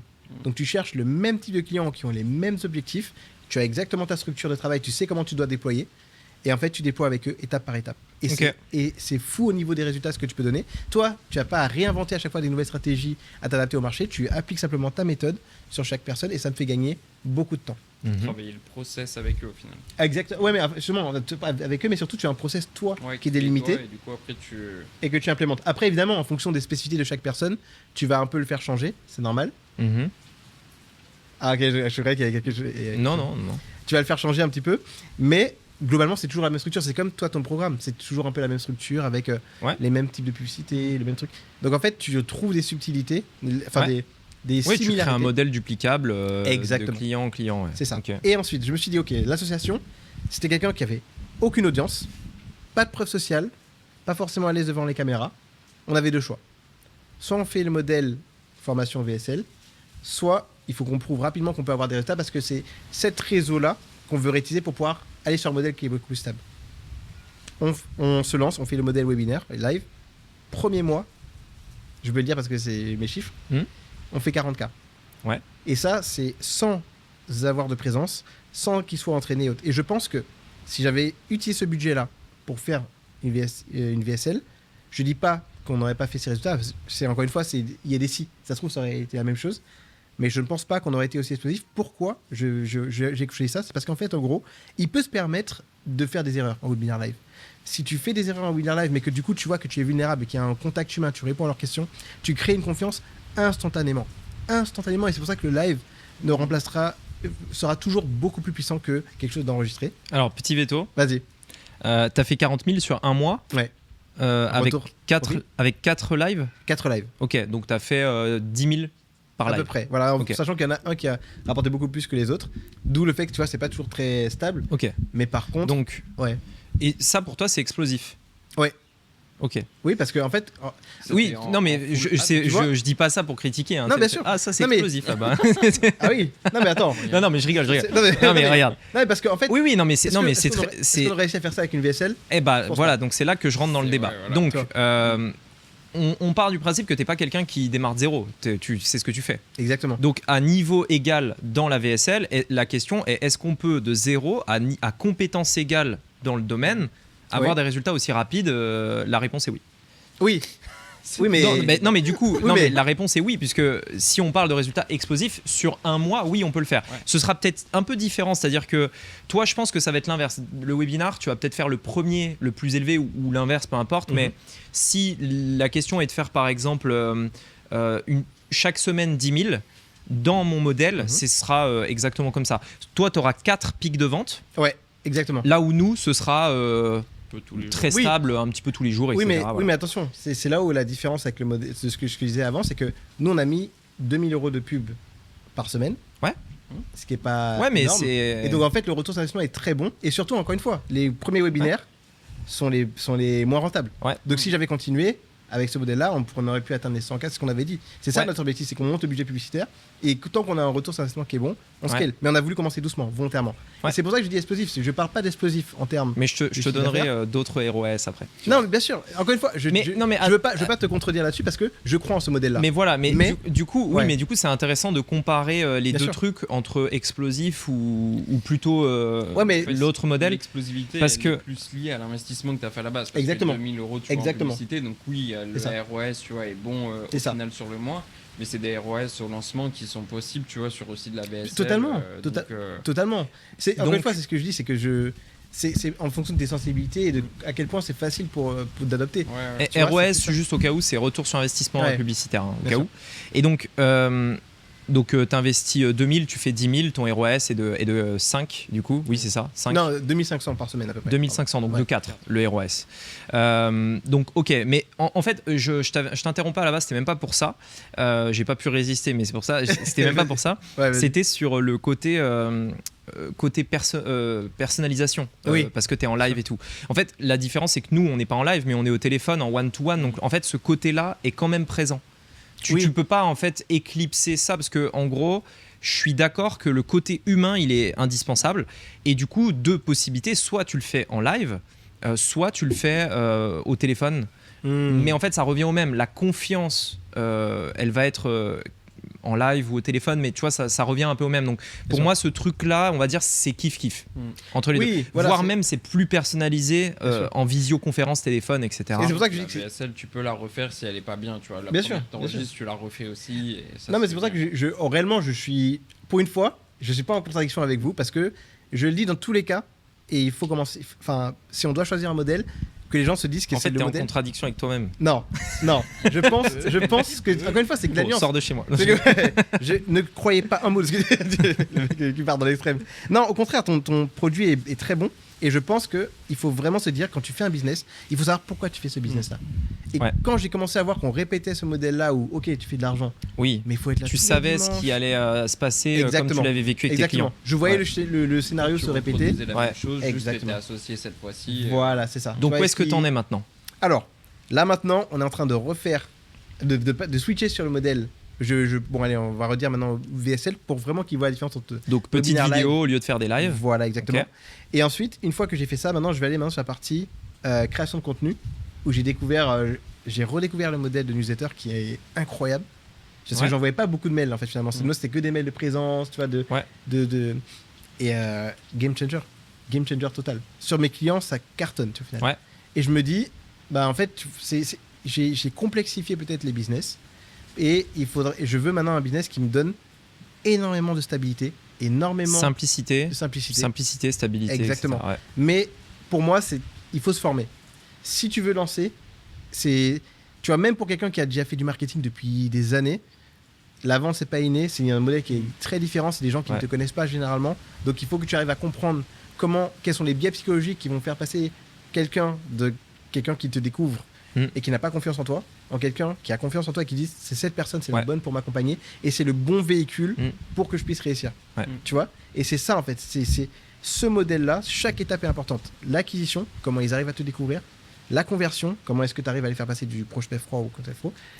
La conversion, la vente, ce qui est le nerf de la guerre en vrai, je pense. Et ensuite la délivrabilité. C'est comment est-ce qu'une fois que tu as amené ces gens-là, tu arrives à proposer le meilleur produit pour que même il y a un système de recommandation qui arrive, que tu aies beaucoup de témoignages et c'est ces témoignages qui vont faire que les gens auront encore plus confiance. Enfin, c'est un cercle vertueux. C'est ça, tu vois, c'est un cercle vertueux. Et si tu arrives à maîtriser cette base-là, tu as un business qui fonctionne et qui est stable. Ça fait plaisir que tu. Il était temps. J'ai enfin vu. Quoi. Ah bah, non, mais... Que t'aies enfin ouvert les yeux. Non mais franchement, c'est pour ça que je lui ai dit. Après 3 ans. Pour une fois, je viens pas en guerre. Tu vois, ça y est, je viens en paix. On était à ça quand même. Non, mais parce que encore une fois, la nuance, c'est toujours très tranché. Je sais pourquoi, parce que t'as ton prisme, t'as beaucoup de B2B. Là où nous, en fait, on a à peu près. Ça peut jouer. Chacun a ses prismes. Forcément, voilà, tu vois. Nous, en fait, B2B, c'est plus simple, je suis d'accord. Pour moi, le webinar live, tu as une audience que tu peux monétiser. Tu fais un webinar, tu fais un braquage. Et après, tu peux, entre guillemets, faire, tu vois, une VSL. Tu peux après faire. Pour stabiliser. Mais en effet, je suis d'accord, c'est intéressant. Mais c'est vrai que quand tu démarres de zéro, pour moi, ça reste quoi qu'il arrive plus compliqué à mettre en place. Tu vois. Oui, non, c'est vrai, parce qu'en vrai, tu as parlé de l'aspect technique du setup de la configuration du webinaire. C'est tout le monde ne peut pas le faire. Ça, c'est indéniable. La majorité ne peut pas. Oui, je suis d'accord avec toi. Dans la publicité. Ouais. Ah oui, tu fais d'investir 1000, 2000, et puis c'est ton premier, tu le rates. Totalement. Des connexions de webinaire. Ah oui, mais c'est clair. Non, mais parce que même toi, regarde, en vrai, objectivement, là, tu as lancé ton truc, même 2500 €. Pour toi qui es grand prince, c'est peut-être pas, c'est peut-être des centimes. Tu vois, je rigole. Les gens ils vont me voir tellement comme le plus riche de Maurice. Non, mais ce que je veux dire, c'est que même toi, tu démarres de zéro, tu dis putain, si ça marche pas, c'est vrai. J'imagine que tu avais quand même un peu de stress ou ton associé. Oui, bien sûr. Tu vois, tu te dis c'est le premier. C'est pas comment le marché va accueillir ton produit. Voilà. Tu vois, c'est normal. Et donc c'est ce truc où c'est quand même plus difficile psychologiquement de lancer un truc quand tu as des événements, parce que en fait tu dois, pour avoir un minimum de ventes, tu vois, pour faire 10 000, il faut quand même mettre 2005. Bien sûr. Et on se dit oui, c'est super intéressant, je mets 2005, j'ai 10 000, c'est nickel. Mais dans la réalité, déjà t'encaisses pas forcément 10 000. Bien sûr. T'encaisses qu'une partie des 10 000. Bien sûr. Et en plus de ça, il faut les poser les 2005 et avoir le recul, etc., la confiance. C'est vrai. Là où en réalité, avec le modèle VSL, tu peux démarrer avec quelques euros par jour. Même pas quelques dizaines, quelques euros. Mais faut se former d'abord. Oui, c'est une vérité. Ouais, mais parce que en fait, les gens peuvent se dire, attends, mais finalement, c'est ce modèle-là. Et en fait, ils vont se dire, en fait, c'est plus simple que ce qu'on pense. Non, c'est simple si on a les bons outils. Vous comprenez ? Parce que c'est d'où le fait que la majorité des gens qui étaient autour de cette table préféraient le webinaire live. C'est parce qu'on n'a pas pris le temps. Quand tu as les bons outils en réalité. Oui, mais du coup, c'est là où on n'a peut-être pas pris le temps, on n'a pas eu la vision. Je pense qu'en fait, beaucoup d'entrepreneurs, surtout d'infopreneurs, pour moi aujourd'hui, ont la vision du chiffre d'affaires tout de suite, maintenant. Mais ne pensent pas au long terme et souvent, ils se tuent au travail. Ouais. Et je trouve que tu vois, il faut savoir quel est ton objectif dans la vie. Est-ce que ton objectif, c'est d'être le plus riche du cimetière, donc d'avoir énormément d'argent, mais de ne pas avoir profité de ta vie derrière, ou est-ce que tu veux, au contraire, te dire, ok, je suis prêt à gagner moins au départ, mais à stabiliser et à faire construire quelque chose qui est vraiment durable, stable, et qui me rapporte vraiment assez d'argent pour vivre la vie que j'ai envie de mener le lifestyle que je veux, ou est-ce que je veux tout braquer dès le départ, par exemple, quitte à t'épuiser. Et la plupart ont cette approche-là. Bien sûr. Enfin, la plupart de ceux qui font du bruit, on va dire. À 1000% d'accord. Ceux qui font du bruit. Parce que c'est vrai que c'est plus, tu vois, si tu titres un article de blog ou un article de presse, c'est plus impressionnant de dire tant d'argent en 24 heures, même si le mec qui fait rien le reste de l'année. En fait, c'est toujours plus waouh. Et je rapprocherais même plus de bruit. Des ETF dans la bourse. Est-ce qu'on préfère prendre des risques, faire des gros coups en plaçant sur des actions hautes, ou est-ce qu'on préfère assurer la chose de manière durable avec des ETF, mais gagner 10% par an à faire les intégrants composés et avoir des millions après derrière qui nous sont offerts par la bourse. C'est qu'une question de vision, encore une fois, au final. Et je pense que là, je vais sur la version ETF du business. Je veux une VSL qui marche bien, un modèle qui est stable, qui me permet de contrôler ma croissance et de m'assurer de la prévisibilité en termes de résultats et de revenus que je vais pouvoir me verser chaque mois. Donc vraiment, je suis d'accord. Franchement, je reviens et pour une fois, on ressort d'accord d'un débat. Ça y est. Ça, c'est beau. Je pense qu'on peut mettre à la limite la Ligue des Champions et ça y est, on a ramené la coupe à la maison. Ça y est, je suis d'accord avec vous. Ok, super. Est-ce que toi, il y avait des sujets dont tu voulais parler ? Parce que là, on a parlé que de moi, mais il y a pas mal de choses quand je regarde de votre côté. Qui veut se faire cuisiner en premier ? On commence par notre ami Rémi. Ok. Alors, on va faire un petit rewind. D'accord ? On va passer sur le Rémi qui est arrivé à Maurice les premiers mois. Où je vais le dire très clairement, et je pense que je l'ai dit plein de fois, c'était le lifestyle que je voulais. Je m'explique. En fait, tu avais ce modèle webinaire qui était VSL qui était stable. Et si tu arrêtais tes journées à 14h, je crois. 14h, 15h. Et ensuite, tout le reste, c'était du kiff. Je me dis, mais moi, c'est ça que je veux. Je veux pas travailler autant. Je préfère même gagner moins, mais je veux pouvoir vivre cette vie-là. Et je sais pas si tu veux parler de tes chiffres, mais tu gagnais déjà très bien ta vie à ce moment-là. Et tu t'es dit à un moment, allez, maintenant, je veux scaler. D'accord ? Est-ce que tu peux nous raconter ce qui s'est passé pendant cette phase de scaling et comment tu t'es senti ? La phase de scaling, elle est arrivée. Enfin, l'envie de scaler, elle était présente depuis déjà un moment, puisque c'était avant que j'arrive à Maurice. C'est vrai. Moi, c'est un peu l'inverse de toi, c'est-à-dire que j'ai jamais eu de résultats explosifs. J'ai fait en fait, encore une fois, tout est relatif. J'ai fait des petits lancements à 20, 30 000, etc. Mais j'ai jamais fait des trucs à plusieurs centaines de milliers d'euros sur des lancements. Ça a jamais été vraiment un truc qui m'a attiré. Et ça a pas. C'est juste un truc que j'ai pas travaillé. Donc moi, c'était plutôt très stable et très très très lent dans la progressivité, mais ça progresse. Tu avais déjà la vision, du coup, en fait, petit à petit. Ouais. Okay. Bah en fait, moi, c'est le besoin de sécurité qui est très fort chez moi, besoin d'avoir une stabilité, une sécurité, besoin d'avoir aussi le contrôle sur différentes choses. Et pour moi, le modèle, tu fais un événement et tu mises tout sur une date ou un truc. Enfin, moi, c'est trop dangereux pour toi. Il n'y avait pas de sécurité. Ouais, c'est ça. Ok, d'accord. Trop risqué. Trop stressant, c'est pas mon truc. Donc moi, c'était plutôt très stable, très lent. J'ai jamais été quelqu'un qui a eu des résultats explosifs, mais ça tient. Et ça fait des années que je suis là. De toute façon, ma chaîne YouTube est là pour en témoigner. Tu vois, il y en a qui viennent, qui disparaissent, etc. Mais nous, on est toujours là, donc voilà. Et surtout, j'avais cliqué sur les vidéos les plus anciennes. Et c'est là que tu vois que oui, ça fait vraiment des années que tu es là. Ouais. Tu étais encore un petit genou avec les lunettes qui arrivaient. Je suis encore un petit genou. Est-ce qu'on lui dit ou Non, ok, ouais, bien sûr. Mais bon, bref, je suis d'accord avec toi. Voilà. Par contre, t'as toujours été là, c'est vrai. Mais toujours cette envie de croître parce qu'en gros, c'est vrai que quand je suis arrivé à Maurice, on faisait des bons chiffres, mais après, je voulais scaler. On a réussi quand même à atteindre des bons résultats moins de 6 mois après que je sois arrivé. J'ai doublé le chiffre que je faisais à l'époque. Et après, plusieurs mois à profiter aussi un peu parce que ça faisait longtemps que je voulais atteindre cet objectif. Donc après, j'ai profité. Et puis après, Je t'interromps juste parce qu'en fait, ça, et je n'ai pas de part dans le business de Rémi, j'ai aucun intérêt à dire ça, mais en fait, je sais qu'il y a aussi beaucoup de gens qui n'imaginent pas combien tu réalises. Parce que je sais que tu as parti tes chiffres à l'époque. Peut-être un peu moins maintenant, je pense, mais tu avais parti tes chiffres. Et en fait, c'est la preuve qu'avec un modèle VSL, tu peux gagner vraiment beaucoup. Parce que souvent, en fait, les gens, ils disent, oui, c'est... En fait, si tu as un modèle VSL, tu vas gagner de manière plus stable, mais tu peux pas atteindre des gros résultats. Ce qui n'est pas vrai. Tu vois, là, moi, j'ai vu ce que tu générais. Et c'est vrai que c'est pour ça que je disais que souvent, quand je donne l'exemple de la VSL, il y a deux noms qui reviennent souvent. C'est toi et puis quelqu'un qui est à Maurice, maintenant ici. Je ne donnerai pas son nom de famille parce que peut-être qu'il ne veut pas, mais c'est Baptiste. Ouais.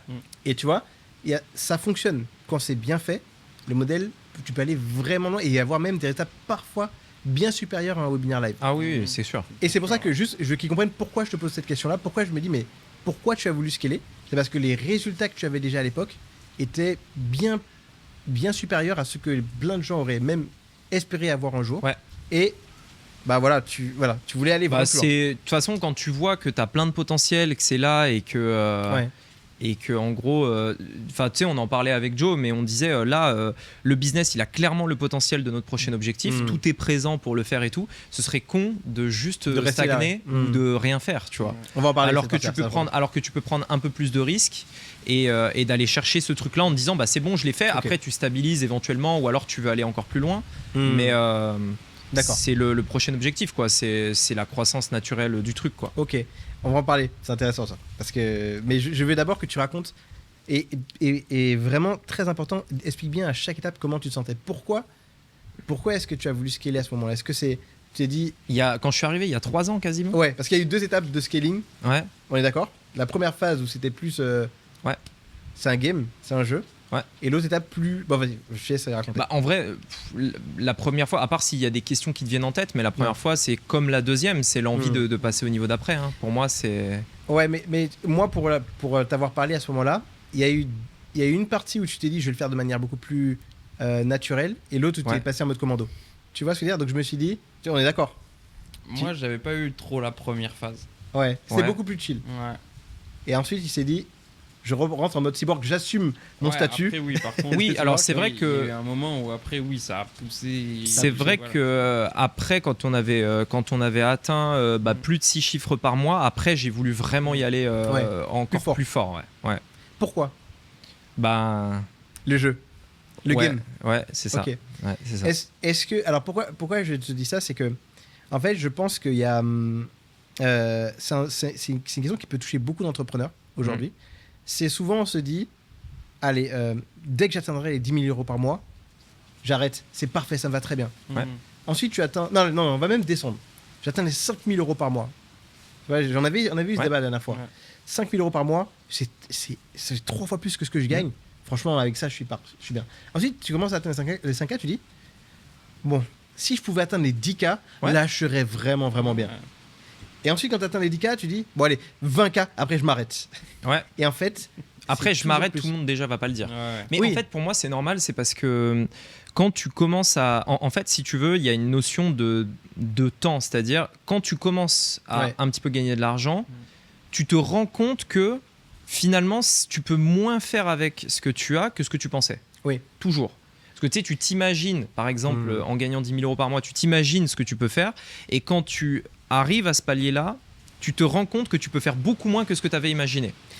Ou alors que les choses que tu as envie évoluent. Oui, voilà. C'est aussi possible. Mais moi, je dirais que c'est plutôt la première. Tu penses? Parce que regarde, typiquement, on est d'accord qu'aujourd'hui, là, moi, en tout cas, je vais prendre mon cas. Moi, je gagnais 2 000 euros par mois quand j'étais salarié, à peu près. Et quand j'étais à 2 000 euros par mois, je roulais pas sur l'or, mais je pouvais quand même me payer des restos avec mes amis, tu vois, je pouvais quand même faire mes sorties, etc. Et en fait, j'ai l'impression que quand j'ai monté, là, le lifestyle change, parce que si j'avais monté et que j'avais gardé exactement le même lifestyle, j'aurais pu mettre beaucoup Oui, de le côté. lifestyle change, c'est clair. Tu vois ce que je veux dire? Parce qu'en fait, c'est juste de manière interne, tu dis, j'ai ça, je peux me permettre de faire plus de choses. Je peux acheter des plus beaux vêtements, je peux aller dans des meilleurs événements. Ouais, tu dépenses plus. Tu dépenses plus. Ouais. Et c'est là où. C'est ça, et c'est là où tu dis. C'est là où tu te rends compte que finalement, ça part très vite. Bien sûr. Et que tu peux pas faire autant de choses que ce que tu pensais. Exactement. Ouais. Je suis d'accord avec toi. Et donc, toi, tu t'es déjà vu que, au stade où tu étais quand tu arrivais à Maurice, tu pouvais déjà quasiment tout payer. Globalement, et tu t'es dit là maintenant j'ai besoin de plus de dopamine, peut-être quelque chose qui me stimule. C'est ça en fait qui était à motiver. Et puis après en fait en gros je dirais que ce qui change aussi après c'est la taille des projets. Tu vois par exemple si demain je prends un projet personnel, par exemple une résidence principale, imaginons. Quand tu as un certain niveau de revenu, tu te dis tiens du coup je peux me payer une maison de telle taille, de tel prix, etc. Et puis après en fait quand tu vois que si tu atteins un autre palier de revenus, en fait cette maison là elle peut être comme ça. Et puis si tu atteins cet autre palier, en fait elle est comme ça cette maison. Et finalement on est tous un petit peu drivés par des objectifs indirectement personnels, tu vois. Et du coup c'est vrai que quand tu regardes, tu dis si je voudrais telle maison, il faudrait que je gagne tant. Mais si je voudrais cette maison, il faudrait que je gagne tant. Et du coup, après, tu es motivé par des projets plus gros. Et ça, c'est un exemple dans le perso, mais ça peut être aussi un exemple dans le pro, tu vois. Tu as une ambition de faire un projet d'entreprise, un logiciel par exemple. Du coup, tu te dis, oui, mais si j'avais plus d'argent, je pourrais avoir encore plus d'ambition, avoir encore plus de trucs, plus d'impact, etc. Bien sûr. Tes projets, la taille de tes projets augmente. Mais ton lifestyle augmente en même temps. Et oui, bien sûr. Mais du coup, parce que c'est aussi ça qui peut te motiver à te dire... Si je suis obligé de toute façon de pas me reposer sur mes acquis parce que j'ai ce niveau de lifestyle à assurer, donc il faut que je gagne autant. En fait, je sais pas, j'essaie de comprendre la psychologie. Qu'est-ce qui est plus intéressant finalement? Est-ce que c'est de continuer? On posera aussi des questions aussi. C'est différent aussi, je trouve, avec Rémi, parce que il a quand même, tu vois, toujours cette approche ultra sécuritaire. Je veux dire, tu vois, son lifestyle aujourd'hui, tu vois, il est bon. Oui. Et je veux dire, il est jamais très haut non plus. Oui, je suis d'accord avec toi. Tu vois, revenu. Il n'est pas exubérant dans les trucs. Voilà, tu vois, bien sûr, en réalité, la sécurité, il l'a aussi uniquement grâce à ça. Et du coup, c'est pour ça que je pense que c'est sur plutôt les projets, tu vois. C'est vrai. Ce qui le drive plus, c'est vraiment les projets, tu vois. Que ce soit avec l'entreprise aujourd'hui, que ce soit avec un projet futur, tu vois, une autre boîte, peu importe ce que ça peut être. Je suis d'accord avec toi. Des investissements aussi, parce que forcément, tu accèdes à d'autres niveaux d'investissement qui aussi deviennent des investissements, tu vois, qui sont attrayants, tu vois, dans ce qu'ils sont, tu vois, c'est plus juste des ETF. Tu mets l'argent et ça travaille. Et là, tu vois, tu as d'autres impacts, que ce soit peut-être à Maurice, tu vois, d'autres choses. Et je pense que ça joue aussi, tu vois. À 1000%. Et c'est pour ça que j'ai parlé du game. Parce que je vois que dans le lifestyle, il n'y a pas eu de changement. Bon, là, tu es dans une belle maison. Je pense que le plus gros changement de lifestyle, c'est la maison, en fait. Oui, c'est ça. Tu vois, on est d'accord. Mais sinon, rien n'a changé. Si, tu as une voiture, mais tu as pris une voiture, tu pas pris une Porsche, ou tu pas pris une Lambo, une McLaren. Enfin, tu vois ce que je veux dire? Tu as pris une belle voiture, mais... tu vois, pas exubérant, quoi. Il aurait pu... Ouais, voilà, utilitaire, tu vois. Oui, de toute façon, c'est pas mon style. Mais... Non, mais oui, mais tu vois ce que je veux dire? En fait, c'est pour ça que je pense qu'il y a plein de gens aussi qui se retrouvent et qui se disent bon ben, j'ai envie de leur dire mais du coup c'est quoi la limite? Parce que est-ce que du coup la recherche de cet objectif, mais après je veux pas spoiler, je veux vraiment que tu continues et que tu ailles, on aille creuser deep parce que je vais creuser deep chez toi aussi. Qu'est-ce que tu as ressenti quand tu as fait ce scaling et que comment ça s'est passé? Est-ce que tu as réussi du premier coup? Ah bah non, premier coup, non, sûrement pas. D'accord. Non, on parle même de coups de plusieurs mois. Hein. Oui. Donc voilà. Bien sûr. Et après, tu parles plutôt du premier alors? En fait, du premier. On va aller vraiment chronologiquement. Premier, qu'est-ce qui s'est passé? Non, en fait, en gros, j'avais ce business-là. En fait, j'ai réalisé, parce que je me souviens, on avait fait un restaurant dans lequel je te disais que j'avais l'impression que j'avais atteint un peu le plafond de mon domaine. Et en fait, c'était juste un blocage mindset. Un blocage mental, et un jour je me suis dit allez on y va, j'ai investi 3 fois plus en publicité, je rappelle, et c'est vraiment d'un mois sur l'autre, hein, le mois d'avant en plus, je crois que j'ai regardé il n'y a pas très longtemps, le mois d'avant on avait fait l'un des pires mois qu'on avait fait depuis très longtemps, et le mois d'après, le meilleur mois depuis très longtemps, ça a été d'un mois sur l'autre, mars, avril. Juste à cause du changement de mindset, tout a changé. Je crois que de mémoire on avait fait 40 000 en mars. Ce qui était l'un des pires mois que j'avais fait depuis très longtemps. Et le mois d'après, 110 000. Et là, c'était l'un des meilleurs à l'époque. Donc plus de x2 finalement, tu vois, d'un mois sur l'autre. Simplement parce que je me suis dit, allez, on y va, let's go, tu vois. Et comment tu t'es senti une fois que tu as atteint ces résultats-là? Soulagé, parce que tu sais, quand tu as un truc que tu as envie d'atteindre depuis longtemps, voilà. Et puis après, très rapidement, tu t'en contentes. Mais au début, soulagé. Parce que tu te dis ça y est, je l'ai fait. Ensuite, repos pendant quelques semaines mentalement, parce que c'est très très très très dur aussi de toutes les semaines, enfin tous les jours finalement, te dire c'est quand que ça arrive, c'est quand que ça arrive, c'est quand que ça arrive, c'est quand que ça arrive, tous les jours, tu vois, tous les jours. Tu y penses. Il n'y a pas un jour où tu ne penses pas à ton prochain objectif. Tu vis ton business, tu vis ton objectif. C'est ça. Il n'y a pas un seul jour où je ne pense pas à mon prochain objectif. Ça n'arrive jamais. Et donc le jour où tu l'atteins, tu te dis putain, ça y est, enfin, tu vois. Ça fait des mois que j'y pense tous les jours. Et là, ça y est. Donc pendant quelques semaines, tu peux te reposer. Tu n'as pas de prochain objectif parce que tu l'as atteint. Parce que tu l'as atteint. Donc là, c'est les meilleures périodes en fait, je trouve, que tu pourrais avoir. T'as une petite phase d'euphorie. Tu dis ça y est, je l'ai fait.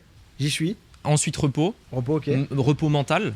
Parce que en fait c'est inconscient, mais c'est vrai que quand toute la journée tu te dis ça et que d'un coup tu l'as fait, pendant quelques semaines tu as du repos. En fait la voix dans ta tête, elle te laisse en paix, tu vois, pendant quelques semaines. Et puis après très rapidement, alors ça peut être quelques semaines ou quelques mois. Moi je dirais peut-être quelques mois en vrai, peut-être 2 ou 3 mois. 2 ou 3 mois. Et après tu te rends compte en fait que c'est ce qu'on disait, ta perspective elle change. Ah oui d'accord, ok, finalement c'est ça, tu vois. C'est le même truc que tu veux une voiture, tu en rêves et tu achètes ta voiture, et quand tu la conduis, finalement c'est cool, mais après finalement voilà, c'est que ça finalement, tu vois. C'est décevant. Tout est un petit peu décevant finalement au bout d'un moment. Ça y est, on y arrive.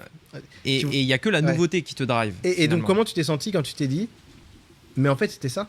Tu vois ce que je veux dire? C'est cette phase en fait, tu vois. C'était ça en fait. Et tu.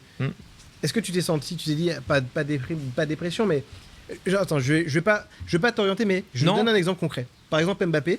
Enfin, je sais que des joueurs qui se disent mon objectif c'est la Coupe du Monde. Je gagne la Ligue des Champions. Imaginons. Et en fait, une fois qu'ils ont atteint cet objectif, ils disent mais j'ai été Ballon d'Or. J'ai eu la Coupe du Monde. Je fais quoi? Enfin, qu'est-ce qui me reste en fait maintenant? T'as fini le jeu. Tu vois. Et là, tu passes dans un mode entretien. Stabilisation au final. Et du coup c'est là où c'est apparemment moi je suis pas encore tu vois cette phase-là, mais tu l'as déjà vécu. Oui, mais parce qu'en fait moi mes objectifs ils sont aussi hauts, et du coup je me dis maintenant, après je vais vous expliquer pourquoi j'ai complètement switché maintenant sur cette recherche du toujours plus haut. C'est qu'est-ce que tu recherches réellement, qu'est-ce qui te rend réellement heureux. Est-ce que c'est l'atteinte de ces chiffres derrière, ou est-ce que c'est les expériences que tu veux vivre avec ces chiffres-là? Ah oui, mais bien sûr. Tu vois ce que je veux dire? Et mais du coup, tu sais, il y en a plein qui sont encore à 100% dans ces années-là, et qui vont se dire, je donne l'exemple des enfants, mais je veux pas trop, parce que je veux qu'on reste focus sur vous, mais en fait, ils vont se dire, je vais mettre mes enfants à l'abri, je vais travailler pour leur donner un patrimoine, et ensuite, je pourrais me reposer et passer du temps avec eux. Sauf qu'en fait, les enfants, ils ont besoin de toi quand ils sont enfants. Ils s'en foutent d'avoir cet argent-là. C'est important de le faire, mais c'est pas du tout l'aspect le plus important d'une vie. Et pareil pour tes amis.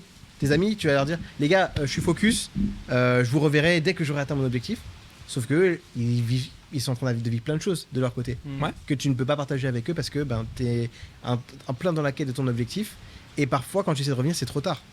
Il s'est rapproché d'autres personnes parce que ces personnes-là étaient là dans ces moments-là, etc. Donc c'est là où je veux savoir comment toi tu vis les choses. Parce que je vois quand même que vous profitez quand même bien, mais il y a plein d'entrepreneurs qui vont aller dans ce cycle-là de la recherche d'objectifs et qui vont être très déprimés parce qu'ils se disent c'est ce qui va apporter le bonheur, alors que pas du tout. C'est interne toi. Donc, je repose la question. Donc, tu n'as pas atteint tu as atteint ce palier-là. Qu'est-ce qui t'a motivé à atteindre le plus haut palier? Est-ce que c'est les mêmes motivations de je veux toujours plus? C'est ça? Comment tu l'as... Dis-nous en plus. Non, oui, en fait, c'est ça. C'est en gros, à un moment donné, ce qui te rend le plus heureux, c'est de croître, c'est d'avancer. Et donc, tant que je ne déciderai pas d'arrêter ce business, si à un moment donné, je ne veux plus atteindre l'objectif d'après, je prendrai la décision d'arrêter, tu vois. D'accord, ok. Mais tant que j'ai pas de raison d'arrêter, je continue et j'essaye d'aller le plus loin possible. Tu partages cette vision, Jo? Ouais, clairement, ouais. Ouais, toi aussi. On a un peu ce truc, mais il y a un truc aussi, c'était dans l'esprit, tu vois, t'en avais parlé tout à l'heure, c'est ce côté où en fait t'as eu un moment où tu pensais que t'avais un plafond de verre, et du coup tu te projetais pas dans un prochain palier, entre guillemets, c'était compliqué. Et vu qu'en fait t'as brisé aussi cette fausse croyance, après c'est en mode, elle se situe où, tu vois, la limite, et du coup t'as envie de la toucher. Bien sûr. C'est vrai, c'est un peu, c'est de l'ego aussi, totalement. tu vois, quelque bien part, sûr. tu vois, en partie, mais ça fait partie du jeu, tu vois, quand tu joues pour gagner. Mais il y a aussi un truc actuellement, là, dans le présent, c'est que je sais au fond de moi que je devrais déjà faire l'objectif que je vise, mon prochain objectif. En fait, pourquoi je dis ça, c'est parce que j'ai l'équipe qui est en place, j'ai toute la structure qui est en place. D'accord. Et d'ailleurs, la vidéo qui est sortie du coup la semaine dernière, au moment où on le fait, elle sort aujourd'hui, mais voilà. En fait, tout est en place et j'ai une Ferrari qui roule à la vitesse d'une Twingo. D'accord, ok. Tu vois. Okay. Donc mon business, il est prêt pour cet objectif. Tu peux acquérir de nouveaux clients et délivrer de manière. Mais en fait, j'ai passé des mois à tout structurer. Et l'une des choses qui m'a pris le plus de temps, ça a été de refaire totalement la formation que tu as vue du coup. Et ça, en fait, il m'a fallu des mois et des mois et des mois pour le faire, pour structurer. On a mis en place des process, on a mis en place plein de choses pour que la boîte, elle puisse atteindre ce niveau-là. Et on pourrait pas l'atteindre si j'avais pas mis en place tous ces trucs qu'on voit pas finalement, qui sont dans le fond. C'est le back-end, c'est les choses qu'on voit pas. Alors que c'est tellement important. Et c'est les choses les plus importantes. Bien sûr. Et en fait, ayant travaillé pendant des mois sur tous ces trucs en back-end, aujourd'hui, j'ai un truc qui a largement le potentiel de le faire. Donc là, on est en train d'avancer en ce sens. Et voilà quoi. Est-ce que tu dirais que là, maintenant que tu as cet objectif-là, tu prends du plaisir à le faire? Parce que du coup, tu es un peu en conquête, tu vois, je vais dire ça comme ça. Ou est-ce que tu es plus dans la frustration pour l'instant? Tu prends pas encore plaisir parce que tu dis mais je comprends pas pourquoi j'arrive pas à arriver à ce palier-là. Et est-ce que tu penses... Voilà, comment tu te situes par rapport à ça? Frustration pas liée à... c'est pas lié au fait de... Parce qu'il y a un peu des deux, forcément. D'accord. C'est pas de la frustration liée au fait de je comprends pas pourquoi, c'est plus quand. D'accord. Parce que c'est sûr, il n'y a aucun doute. Tu vas le faire. Le mindset, t'es prêt? C'est juste que tu dis maintenant... Non, mais en fait, c'est certain. De toute façon, c'est qu'une question de temps. En plus, là, c'est pas les meilleurs mois. Juin, juillet, août. Bon, on sait pas, mais on a aussi des choses qu'on peut pas trop contrôler d'un point de vue de l'environnement, des périodes et tout. Mais mais c'est sûr, il n'y a aucun doute là-dessus. Là, c'est juste quand est-ce que... Enfin, en vrai, quand on peut le prédire, mais on peut le prédire plus ou moins. Mais c'est juste qu'il y a des temps incompressibles qu'on doit respecter. Ok. On peut pas faire x10 d'un mois sur l'autre dans mon modèle. En tout cas, aujourd'hui, c'est peut-être une fausse croyance, mais... Oui, mais ce qui est bien, c'est qu'entre-temps, tu gagnes quand même ton argent de manière stable, tu vois, au final. Oui, voilà. C'est ce qu'on veut du business, en fait, finalement. Ouais. C'est le fait d'avoir le luxe de se dire, de toute façon, je gagne mon revenu stable, donc je peux me permettre d'avoir des moments où je dis, j'ai envie de pousser, ou j'ai envie de me reposer. Et c'est pour ça que je pousse les gens à aller vers ce modèle-là. Est-ce que... Après, je te reposer cette question, mais je veux l'avis aussi de notre ami Jo. Et je veux faire un petit spoiler, mais vous rappelez-vous, Maverick, on était 3 à l'écran, mais 4 officiellement. tous les mercredis. Et spoiler, il y en a une qui est devenue influenceuse et qui est en train d'exploser derrière, mais je ne donnerai pas de nom, Moni, qui elle aussi, je pense que entre le moment où on a fait le dernier épisode et là où on est maintenant, tous les trois, on a beaucoup changé, je pense. Ouais. Et ce serait bien que du coup on en parle un petit peu de tout ça. Avant d'aller sur Moni, Jo, on est d'accord que quand on a commencé Maverick, ça faisait pas très longtemps, je crois, que tu étais arrivé à Maurice. Quelques mois. Mais pas... Ouais, c'est ça faisait moins d'1 an pour sûr. Voilà, et tu découvrais le business en ligne avec Rémi, justement. Et je racontais ça tout à l'heure avant qu'on commence le podcast, c'est que on a fait un événement il y a pas longtemps avec des entrepreneurs. Et en fait, j'écoutais Jo parler et il y a eu une transformation, je pense, en ces quelques mois, où là, on avait affaire à un expert du business en ligne, tu vois, au final, qui maîtrisait son truc. Donc, qu'est-ce qui s'est passé entre-temps? On a travaillé, hein. C'est ça, on a travaillé. Travaillé avec lui. Comment tu as vécu ce changement-là, cette passation? Ça a été quoi? C'était quoi ta situation au moment où on a arrêté Maverick? Et est-ce que tu peux nous dire maintenant qu'est-ce que tu fais? Juste avant, j'ai une stat pour expliquer parce que ça permet de comprendre. En 2024, uniquement 2024, on a eu sur le groupe de notre formation 10 000 postes. Ouais, plus. Combien? 10 000 postes? Ouais, je crois. Quelque chose comme ça. Ouais. 10 000. Et Jo traite la plupart de ces postes. Donc ça permet de comprendre aussi que, en fait, c'est pour ça qu'on dit souvent, on a répondu 10 fois à toutes les questions. Tu vois, ce que nos clients nous posent comme questions, on les connaît tout à l'avance. On sait exactement quand est-ce qu'ils vont nous les poser. Et pourquoi? Parce qu'on a déjà répondu à la même question au même moment. C'est tous les mêmes schémas. 10 ou 15 autres business avant. D'accord, voilà. Et donc juste une stat, en 2024, plus de 10 000 réponses faites à des clients. Et entre-temps, il répondait. Mais des fois, s'il savait pas, il me demandait, donc je lui disais. Et après, quand ça fait la 2e, 3e, 4e, 5e, 10e fois, tu maîtrises. Voilà. Donc finalement, à la fin, tu es obligé de devenir expert parce que tu vois toutes les situations, tous les cas de figure, tous les états d'esprit, toutes les réactions humaines en face, mentales, émotionnelles, tout. Enfin voilà quoi. Ouais, c'est un accélérateur de. Et je parle que de une année. Je parle que de 2024. 10 000. Et donc là, ça fait déjà 6 mois qu'on est en 2025, donc tu peux en rajouter 5 000 encore, quoi, facile. On a répondu à quelques questions. Non, clairement, ça a joué forcément. Et puis on échange aussi tous les jours, tu vois, avec Rémi, donc forcément on partage aussi la vision, tu vois, de plus en plus.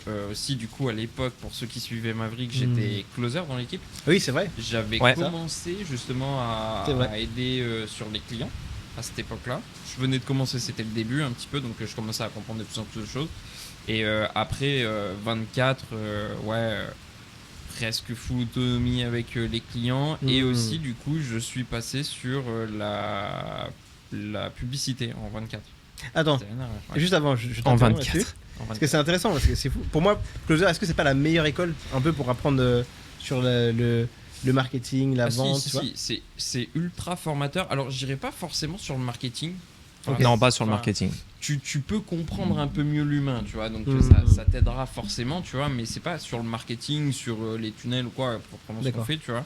Donc, mais par contre, c'est une école pour aussi vendre, parce que c'est ce que tu disais tout à l'heure, forcément, la vente, t'as beau avoir tout ce que tu veux, si tu sais pas vendre, ça se vend pas. Bien sûr, donc il y a un moment où voilà. Mais je dirais que moi, vraiment l'année où j'ai le plus avancé, c'est justement 2024. C'est même depuis mi-2024 où justement, je suis passé sur le media buying pour Rémi. Donc gérer les publicités, etc. pour tout le monde.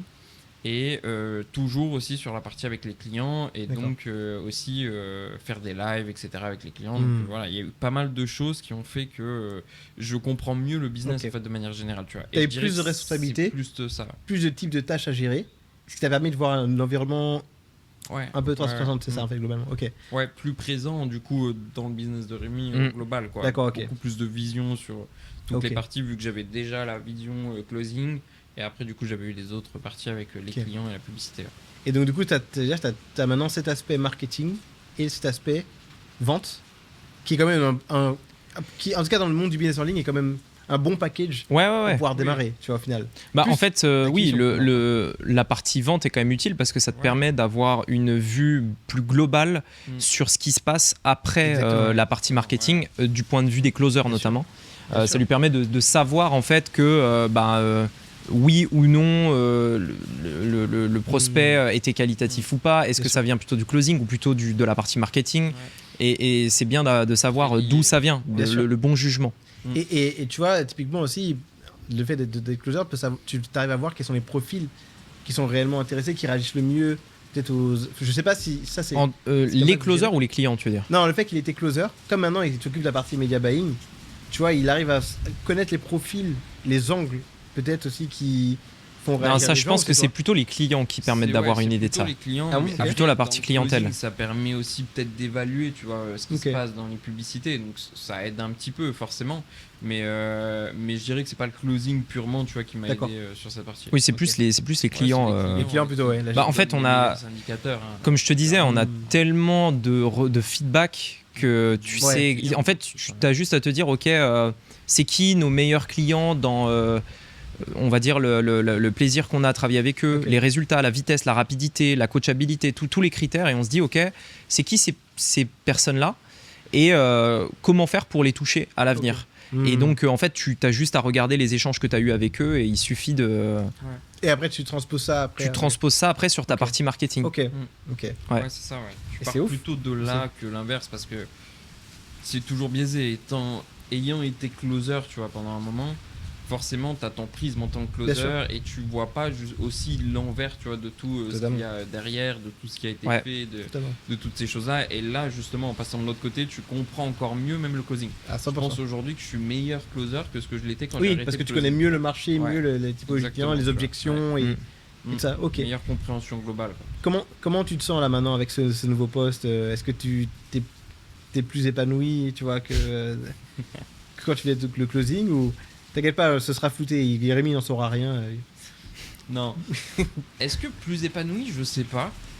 En fait, c'est plutôt, j'ai un autre style de vie, tu vois. Donc, qui aujourd'hui me convient peut-être mieux, tu vois, dans ma manière de bosser, parce que mécaniquement, j'ai pas de rendez-vous, tu vois, forcément honoré. En tout cas, enfin, j'en ai très peu. L'agenda, c'est allégé, peut-être, ouais. Allégé, pas forcément. Tu vois, ça veut pas dire que je bosse moins, tu vois. Donc, il y a des moments où je peux moins bosser, par contre, forcément. Il y a d'autres moments où du coup on va plus bosser, mais c'est plus malléable, quoi. Ouais, c'est ça, c'est beaucoup plus flexible, et aussi forcément on est à Maurice, tu vois, quand j'étais closer, il y avait mécaniquement le fait que quand nous il est 6h ici, il est 4h en France. Oui, c'est vrai. Ma journée devait débuter plus tard, tu vois, mécaniquement, indépendamment de moi. Aujourd'hui, je commence à 6h, je peux finir à midi, tu vois, ça, en fait, c'est beaucoup plus simple, tu vois, dans ma gestion. Par contre, c'est plus stressant. Ah, ok. Ouais, parce que j'ai une pression, tu vois, qui moi de mon côté, parce que du coup résultat. Je suis aligné avec les objectifs aussi, tu vois. Forcément les objectifs, on a envie d'aller les chercher, on pousse tous les jours dans ce sens-là, tu vois, on en discute tous les jours aussi, on y pense tous les jours. Donc mécaniquement, tu vois, il y a ce côté où forcément je gère du coup la partie investissement, tu vois, pour vrai. Mécaniquement, moi je vois aussi d'argent, tu vois, qui part d'un côté, donc faut qu'il rentre un. Ok, je vois ce que tu veux dire. Tu vois. Oui, parce que ça, maintenant, t'es sur la performance. C'est la vraie performance. C'est aussi de la performance, la vente, mais là, tu te dis que t'es l'entrée. Donc l'entrée, elle est hyper importante pour tout ce qui va suivre derrière, tu vois, au final. Oui, ce que je fais a forcément un impact. Tu vois. Bien sûr. Pas que ce que je fais. Le media buying, si on regarde vraiment cliquer sur des boutons, c'est pas ce qui va changer le cours des événements, tu vois, donc forcément. Mais il y a quand même ce truc où j'ai aussi un peu plus de contrôle, tu vois, sur le global, et du coup, je peux aussi plus pousser, tu vois, vers l'objectif, etc. Donc c'est plus stressant, mais d'un autre côté, je suis plus impliqué, tu vois. Donc les deux se compensent, quoi. Ok. Et donc là, là maintenant, c'est de nouveaux objectifs, un nouveau Geoffrey qui a dû se réinventer. Ouais, c'est ça. J'ai plus juste l'objectif, tu vois, par rapport à moi, que je pouvais peut-être avoir, tu vois, dans le closing, parce que forcément, tu es aussi sur une com. Donc, tu vois, tu penses à toi, ta com, avec la personne que tu as en face de toi. Là, tu penses un peu plus global. En plus, je gère aussi les clients. Donc, mécaniquement, tu vois, c'est aussi... je suis en contact avec eux tous les jours, littéralement. Bien sûr. Donc, ouais... C'est autre chose. Mais c'est fou. Alors pourquoi je trouve ça intéressant, cette évolution-là, c'est qu'en fait, tu vois que un an dans le bon environnement, à faire tous les jours certaines tâches et autres, te fait monter en compétences, mais hyper vite. Tu vois, il y a beaucoup de gens qui osent pas se lancer dans le business, qui disent oui, mais ça je maîtrise pas, ça je connais pas, ça j'arriverai pas à le faire. Mais parce qu'un an, c'est court, mais c'est en même temps très long. Bien sûr. Au quotidien. Bien sûr. Mais si peut-être tu t'es resté dans ton ancien travail, que Rémi t'avait pas motivé à venir à Maurice et que t'avais pas mis les mains dans le cambouis, tu aurais peut-être pu te dire, bah ça peut-être c'est Rémi qui sait le faire, moi j'arriverai pas à faire ça. Et tu vois, là, moi je vois la différence là. Tu vois, je vois vraiment qu'il y a eu un avant-après. Et tu vois, je pense que même dans certains débats qu'on avait eu à l'époque sur Maverick, sur la partie technique, tu vois, t'aurais eu des réponses encore plus maintenant parce que tu connais bien maintenant, tu vois. Donc faut vraiment, s'il y a vraiment un truc à retenir ça, c'est que un an, tu peux partir de n'importe où. Tu peux faire des folies en un an. Bah bien sûr. C'est incroyable. En fait, on a vraiment tendance à sous-estimer ce qu'on peut faire, tu vois, vraiment sur des courtes périodes en réalité. Exactement. Par contre, après, il n'y a pas de secret, c'est tous les jours, voilà, tu vois. Et il faut l'environnement. S'il n'y a pas eu les 10 000 messages peut-être et la même son expertise, tu vois, au lieu de l'environnement, parce que tu peux avoir l'environnement, du coup tu peux l'apprendre, tu vois, dans certaines choses, dans des cours, dans des vidéos, des choses comme ça.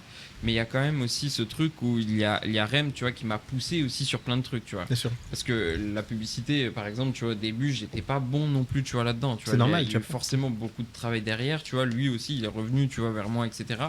Et il m'a aussi appris, tu vois, le mindset, la rigueur, tu vois, par exemple. J'étais beaucoup moins rigoureux, tu vois, avant de travailler avec Rem. Beaucoup moins, tu vois. En tout cas, je l'étais, mais sur des trucs bien précis liés à moi, tu vois, et beaucoup moins à mes objectifs, etc. Alors que là, du coup, aujourd'hui, tu vois, l'implication est différente. C'est lié à mes objectifs, c'est lié à plein de choses. Donc, mécaniquement, tu vois, j'arrive à transposer aussi de ce côté. Et en plus de ça, il m'en partage d'autres, tu vois. Donc, Toi, t'es rigoureux? Et donc, ça va Mais franchement, beaucoup plus. En fait, j'ai découvert Notion, qui a changé ma vie. Les enfants, si ça t'oblige à être rigoureux un minimum. Non. Ah ouais? Non. Pour moi, je vais être franc, non. Pas trop. Ah ouais? En tout cas, si je dois donner mon retour direct, en fait, souvent, tu te dis, allez, dès que j'aurai un enfant, je deviendrai un père responsable. Je vais être carré. Et non, pas du tout, en fait. Tu manges encore des chips devant la télé? Non, j'aime pas les chips, mais des Magnum parfois. D'accord. Je grignote un peu moins. Mais par contre, c'est vrai que si beaucoup de gens pensent que dès le moment où tu auras un enfant, tu vas changer, non. Tu peux très bien reprendre exactement les mêmes habitudes qu'avant. Tu vas juste un peu moins dormir. Et encore, c'est ceux qui veulent s'occuper de leurs enfants, parce qu'il y a plein de pères que je connais qui, eux, continuent de vivre comme si c'était un passé. Et c'est ça, en fait, la réalité de la chose, au final. Mais je pense que ça te responsabilise dans ta vie personnelle. Tu vois, au final, tu te dis, maintenant, mes actes auront des conséquences. Ou alors, je ne suis plus dépendant que de mes actions. En fait, il y a quelqu'un d'autre qui dépend de moi pour vivre. Et donc, ce côté-là te responsabilise. Mais toi, en tant que toi qui dois t'organiser, être rigoureux dans le travail, pour moi, rien ne change. C'est interne. Ça doit pas venir d'un élément extérieur. Ça doit venir d'un déclic, au final. Et c'est ça, en fait, le truc. Faut faire très attention à tout ce qu'on dit, enfin, tous les éléments extérieurs, on se dit, quand j'aurai ça, je vais faire ça. Quand j'aurai ça, je vivrai ça. Quand j'aurai ça, je serai heureux. C'est pas vrai. C'est pas vrai. Complètement interne, tu vois, au final. En tout cas, bravo pour cette évolution à tous les deux. Bah, toi aussi. Hein. Bah on fait ce qu'on peut. Toi, t'as fait des gros changements. Toi, t'as fait des gros changements. Ouais, mais c'est très récent. Hein. C'est très récent. Mais par contre, je vois directement l'impact sur ma vie. Mais vraiment, c'est instantané. Pourquoi? Parce que tu travailles moins? Parce que tu es moins stressé? Je suis plus organisé. Donc, du coup, c'est pas vrai ce que j'ai dit. Mais je suis plus organisé. Mais grâce à Notion, maintenant, je comprends quel type de client il faut que j'accompagne. Je les accompagne de manière beaucoup plus efficace parce que je me dis, c'est toujours les mêmes schémas. Vous vous rappelez ce que vous venez de dire sur les 10 000 questions, les 10 000 postes. C'est récurrent. C'est récurrent. Tu vois, même si tu as des subtilités, en fait, tu reviens toujours à la même structure et tu vois, le fait de se dire, il faut pas que je réinvente tous les scripts, il faut pas que je réinvente tous les tunnels, il faut pas que je réinvente toutes les automatisations, c'est les mêmes. Et je me dis, ok, juste, je suis prêt à prendre plus de clients et à prendre moins de temps pour délivrer chaque client parce que c'est plus simple. Et même pour mon business, le business que je fais avec mon associé, tout est simplifié. Je veux un business simplifié et qui est stable. Et je veux avoir un peu la vision que tu as eue. Donc tu te dis, je suis prêt à avoir des résultats moins explosifs. Même si je sais. Mais plus stable, long terme, et qui te permet d'être plus libre aussi au quotidien. D'ailleurs, tu aimerais le scaler aussi, ce business, parce qu'on a parlé de scaling. Mais toi, bien sûr. En fait, là, mon objectif, il est simple, c'est de monter à 200 000. Ce serait vraiment super. C'est l'idéal. Hein. Ouais. Je vais essayer de le faire parce qu'on a l'avantage, c'est qu'on a des clients qui sont très riches. C'est la première fois que ça m'arrive, réellement. Parce que j'ai des clients, d'habitude, j'avais des clients qui étaient normaux. Mais la thématique sur laquelle on va l'amener, c'est que les gens qui ont plein de biens immobiliers, des parcs à des valorisations à 1 million, etc. Et donc, en fait, c'est-à-dire que mon seul challenge, il n'est pas forcément de trouver des clients qualifiés. Il va être de proposer une offre qui est vraiment meilleure, un bon pricing, une bonne livrabilité. Donc on revient au positionnement qu'on disait tout à l'heure. Ah, mais offre et positionnement. Je suis d'accord avec toi à 1000%, mais j'ai conscience que il faut que j'oublie tout ce que j'ai appris sur les webinaires live et autres, et sur ma méthode pour me dire, je repars de zéro et je me dis, c'est un nouveau modèle que je dois apprendre, donc je me forme. Donc c'est pour ça que je fais de la formation. Je me dis, je vais apprendre de ceux qui ont déjà des résultats. Et au final, ça te fait gagner beaucoup de temps, mais il faut beaucoup d'humilité pour se dire, j'ai pas la science infuse parce que j'ai tous ces résultats avant. Moi, j'ai fait des lancements, tu le sais, sur un mois, on faisait 400 000, mais je vois aussi derrière ce que ça apporte derrière. C'est ok, tu fais des résultats explosifs, mais parfois, pendant 2 mois, tu vas faire moins. Et t'es épuisé. Oui. T'es épuisé en fait. Tu vois, tu peux rien faire d'autre après. Tu vois, donc, ok, dans ce cas-là, affaire à suivre alors. Affaire à suivre. Et puis, oui. Je veux poser une question à la voix si c'est possible. Ouais. T'as droit à une question. Une question. Ouais, ok. Waouh. Attends. Ça met la pression. Ah oui, j'avoue. Alors, ma question elle est simple. Quel a été le déclic pour toi cette année et qu'est-ce que ça t'a apporté dans ta vie? Alors, déjà le déclic. On va l'entendre. J'essaie de parler fort, mais bon. Est-ce que on switch? Le déclic, déjà, il est arrivé en réalité il y a 3 ans. Déclic est arrivé il y a 3 ans. Ok. Ouais, en étant à Maurice, et même un peu plus tôt, je dirais, parce que en réalité, il y avait déjà une douleur présente quand on a voyagé en Thaïlande. En fait, c'est arrivé il y a des années, il y avait une douleur. La douleur, elle était présente déjà il y a des années.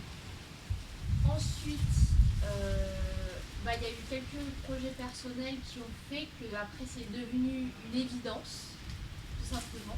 Ok. Mais moi j'avais très envie de base d'avoir aussi un business et de créer quelque chose de pièce. Alors, un instant, donc au cas où elle avait très envie de créer un business, dans tous les cas pour elle. Ça, je prends les aimants aussi. Ok. Ouais. Ok. Puisque on le rappelle, du coup je travaillais pour Rémi. Et travailler pour Rémi. Et le voir évoluer dans son business, ça m'a tout simplement donné envie de faire la même chose de mon côté. Quel influenceur. Le fait de le voir travailler dans son business, ça a donné envie de créer le sien et d'évoluer aussi. Totalement. Et donc, qu'est-ce que ça m'a apporté? Je dirais que ça va faire 1 an que je travaillais sur le projet réellement, où j'ai eu l'idée l'année dernière. Ok, ça fait. J'ai tout de suite construit, créé ce qu'il y avait à faire. Et puis j'ai lancé récemment le business. Et qu'est-ce que ça m'a apporté? Énormément, parce que je suis énormément sortie de ma zone de confort, chose que j'ai pas l'habitude de faire. Et l'année dernière, je me souviens, en parlant avec Rémi, je lui ai dit c'est mort, c'est hors des questions, je ne ferai pas de call, je ne serai pas closeuse. Il y a sur aucune planète j'accepterai ça. Et Attends, c'est trop intéressant ça. et du coup, je me retrouve à le faire. Et aujourd'hui, je regrette absolument pas. Et si je peux donner un conseil, c'est faites ce qui vous fait peur, parce que en finalité, ça m'a tellement apporté, ça m'apporte encore tellement aujourd'hui. Et je me sens vraiment trop bien. Donc, Trop bien. En fait, je me suis jamais sentie aussi bien toute ma vie. Waouh. Que Waouh. ce soit dans le perso, Ouais. que dans le pro. Reprends ton micro au cas où. Tout est aligné. Ouais. Tout est aligné et il y a eu un énorme step-up mental, physique, tout, une confiance Ouais. en soi. Et Inexplicable. Et c'est ouf parce que tu vois, ça, je pense que ça pourrait créer plein de déclics chez ceux qui nous écoutent. Parce que tu vois, le fait que tu dises que ça fait 1 an que tu as travaillé dessus et que c'est des choses qui te faisaient peur aussi, et que tu t'es dit, ok, moi, j'ai la vision, tu vois, c'est ce que elle a fait, ce que j'ai pas fait moi, de me dire, si je me projette dans ce business, qu'est-ce que ça va devenir derrière? Est-ce que je vais aimer ce que je fais? Est-ce que c'est stable? Et elle s'est dit, j'ai pas envie de faire de closing. Je veux. Il y a beaucoup de gens qui font ça, c'est-à-dire ils essayent de faire un business qu'ils aimeraient avoir mais qui marche pas. Ouais. Et il faut pas essayer de faire un business que tu as envie d'avoir, il faut faire un business qui marche. Ouais, mais du coup, tu vois. Suis le modèle. Ouais. Ben là, elle a suivi le modèle, mais elle l'a adapté parce que du coup. Mais non, elle a appris à aimer plutôt. Ah, c'est vrai, bah parce que du coup. En fait, tu apprends à aimer. Ouais. Quand tu vois que ça fonctionne. Ce qui est frustrant, c'est quand tu essayes un truc et que ça marche jamais. Ah oui, pardon, c'est ça. Mais okay, quand tu fais un truc, même c'était pas forcément ce que tu avais envie de faire, mais que tu vois que ça marche, tu fais des ventes, tu as des gens qui te suivent. Et ce que tu gagnes est plus intéressant. C'est ça. Tu commences à apprécier le truc, à te prendre au jeu et voilà. Quoi. C'est ce qu'elle disait, quand tu as peur de quelque chose, de toute manière, tu l'aimes pas par définition. Tu vois. Bien Je veux sûr. dire, si tu sais pas nager, qu'on te lâche au milieu de l'océan pour aller nager avec des baleines, tu vas pas vivre ta meilleure expérience, tu vois, ça va être terrible pour toi, tu vas avoir peur tout le long. C'est vrai. Alors que si tu as appris à nager dans un premier temps, que tu sais exactement comment ça va se passer, qu'on t'a expliqué, etc., et que juste en fait tu suis le guide que tu as devant toi qui te montre les baleines dans l'océan, bah c'est incroyable. Je suis d'accord. Mais c'est un peu la même idée en gros. Et totalement. Et tu vois, donc c'est ça, faut pas se faire bloquer par peur, mais surtout la phrase, elle est folle, tu vois. J'ai jamais été aussi heureuse de ma vie. En fait, c'est derrière la peur, c'est là où se trouve vraiment le vrai. Le vrai bonheur, tu vois, au final, en vrai. Ouais. C'est dur, hein. C'est pas, attention, là, parce que là, on peut pas. C'est plus dur à la T'es devenu très profond, toi, en 1 an et demi. Les cheveux blancs, tu sais, ça. Un petit peu, quoi. Merci, Jo. Oui, merci non, mais un petit peu. Il faut recadrer sur Juste les bonnes choses. Voilà, exactement. En fait, c'est ça. C'est pour ça que. Mais là, je dis, vas-y. Non, ce que je voulais dire, c'est si tu veux que Monica partage son truc, faudra refaire un épisode. Mais franchement, je suis où elle est là et on pourra refaire un épisode avec elle. Parce qu'en plus, le modèle est très particulier. Tu vois, là, c'est pas de la pub. C'est un modèle de création de contenu. Oui, c'est exactement le même que nous, juste sans pub. Oui, en fait, l'acquisition change. C'est ça que je disais. Il n'y a que ça qui change. Mais ce qui est fou, c'est qu'en fait, avec ce modèle-là, tu as plein de manières de faire. Et en fait, tu peux le faire de manière écologique. Parce que là, au final, je suppose que Monique, t'as pas une équipe vidéo derrière toi qui... Elle est toute seule. Hein. Bah voilà, tu vois, c'est ça. Et en fait, tu peux faire quelque chose de très écologique. Tu peux démarrer tout seul et puis après, à un moment donné, il faut déléguer pour se libérer du temps aussi. On va faire un petit... Si ça vous va, on refera un petit... Bah voilà, en fait, l'idée là, c'est que ce soit... on a plein de choses sur lesquelles on peut parler. Notamment aller plus en profondeur sur le business model, ce genre de trucs. Si ça vous intéresse, dites-nous dans les commentaires si vous voulez qu'on fasse un autre épisode avec Lionel éventuellement. On a oublié de parler de Maverick. Bon, on fera ça dans le prochain épisode. Et en vrai, il y a vraiment, en fait, on a trop de choses à raconter. Et donc, s'il y a des choses qui vous intéressent en particulier, des sujets que vous souhaiteriez qu'on creuse un peu, et si vous souhaitez un autre épisode, soit avec Monica, soit avec Lionel, voilà, dites-le nous dans les commentaires et on pourra le faire tous ensemble. En tout cas, moi, ça m'a fait plaisir de vous retrouver après 1 an et demi. Tu vois, ça fait longtemps qu'on n'avait pas fait ça. Est-ce qu'on se ferait pas quand même, juste pour l'historique, le petit mot de la fin? Le mot de la fin? Pour ceux qui sont arrivés à la dernière minute, qui nous mettent un mot dans les commentaires. C'était quoi le mot le plus improbable qu'on a sorti? Le mot, je l'ai pas. Je l'ai pas. Cette séquence est si longue. Longue. On va mettre. La séquence. Ouais. Hashtag longue. Tu vois, le mot de la fin est. Bah, si tu veux. Ça n'a aucun rapport. Tu imagines tous ceux qui vont venir dans les commentaires. Longue. De quoi ils parlent? Faut faire du SEO. Mettez webinar dans les commentaires. Vrai, webinar. Mettez webinar dans votre commentaire et comme ça on saura que vous êtes allé au bout du podcast et que vous faites partie des vrais à être restés jusqu'au bout du podcast. Cette phrase. Bah merci d'être venu. Bah, ça m'a fait merci plaisir. À Joe aussi. Et puis on se dit à bientôt sur la chaîne. À bientôt. Ciao. Salut.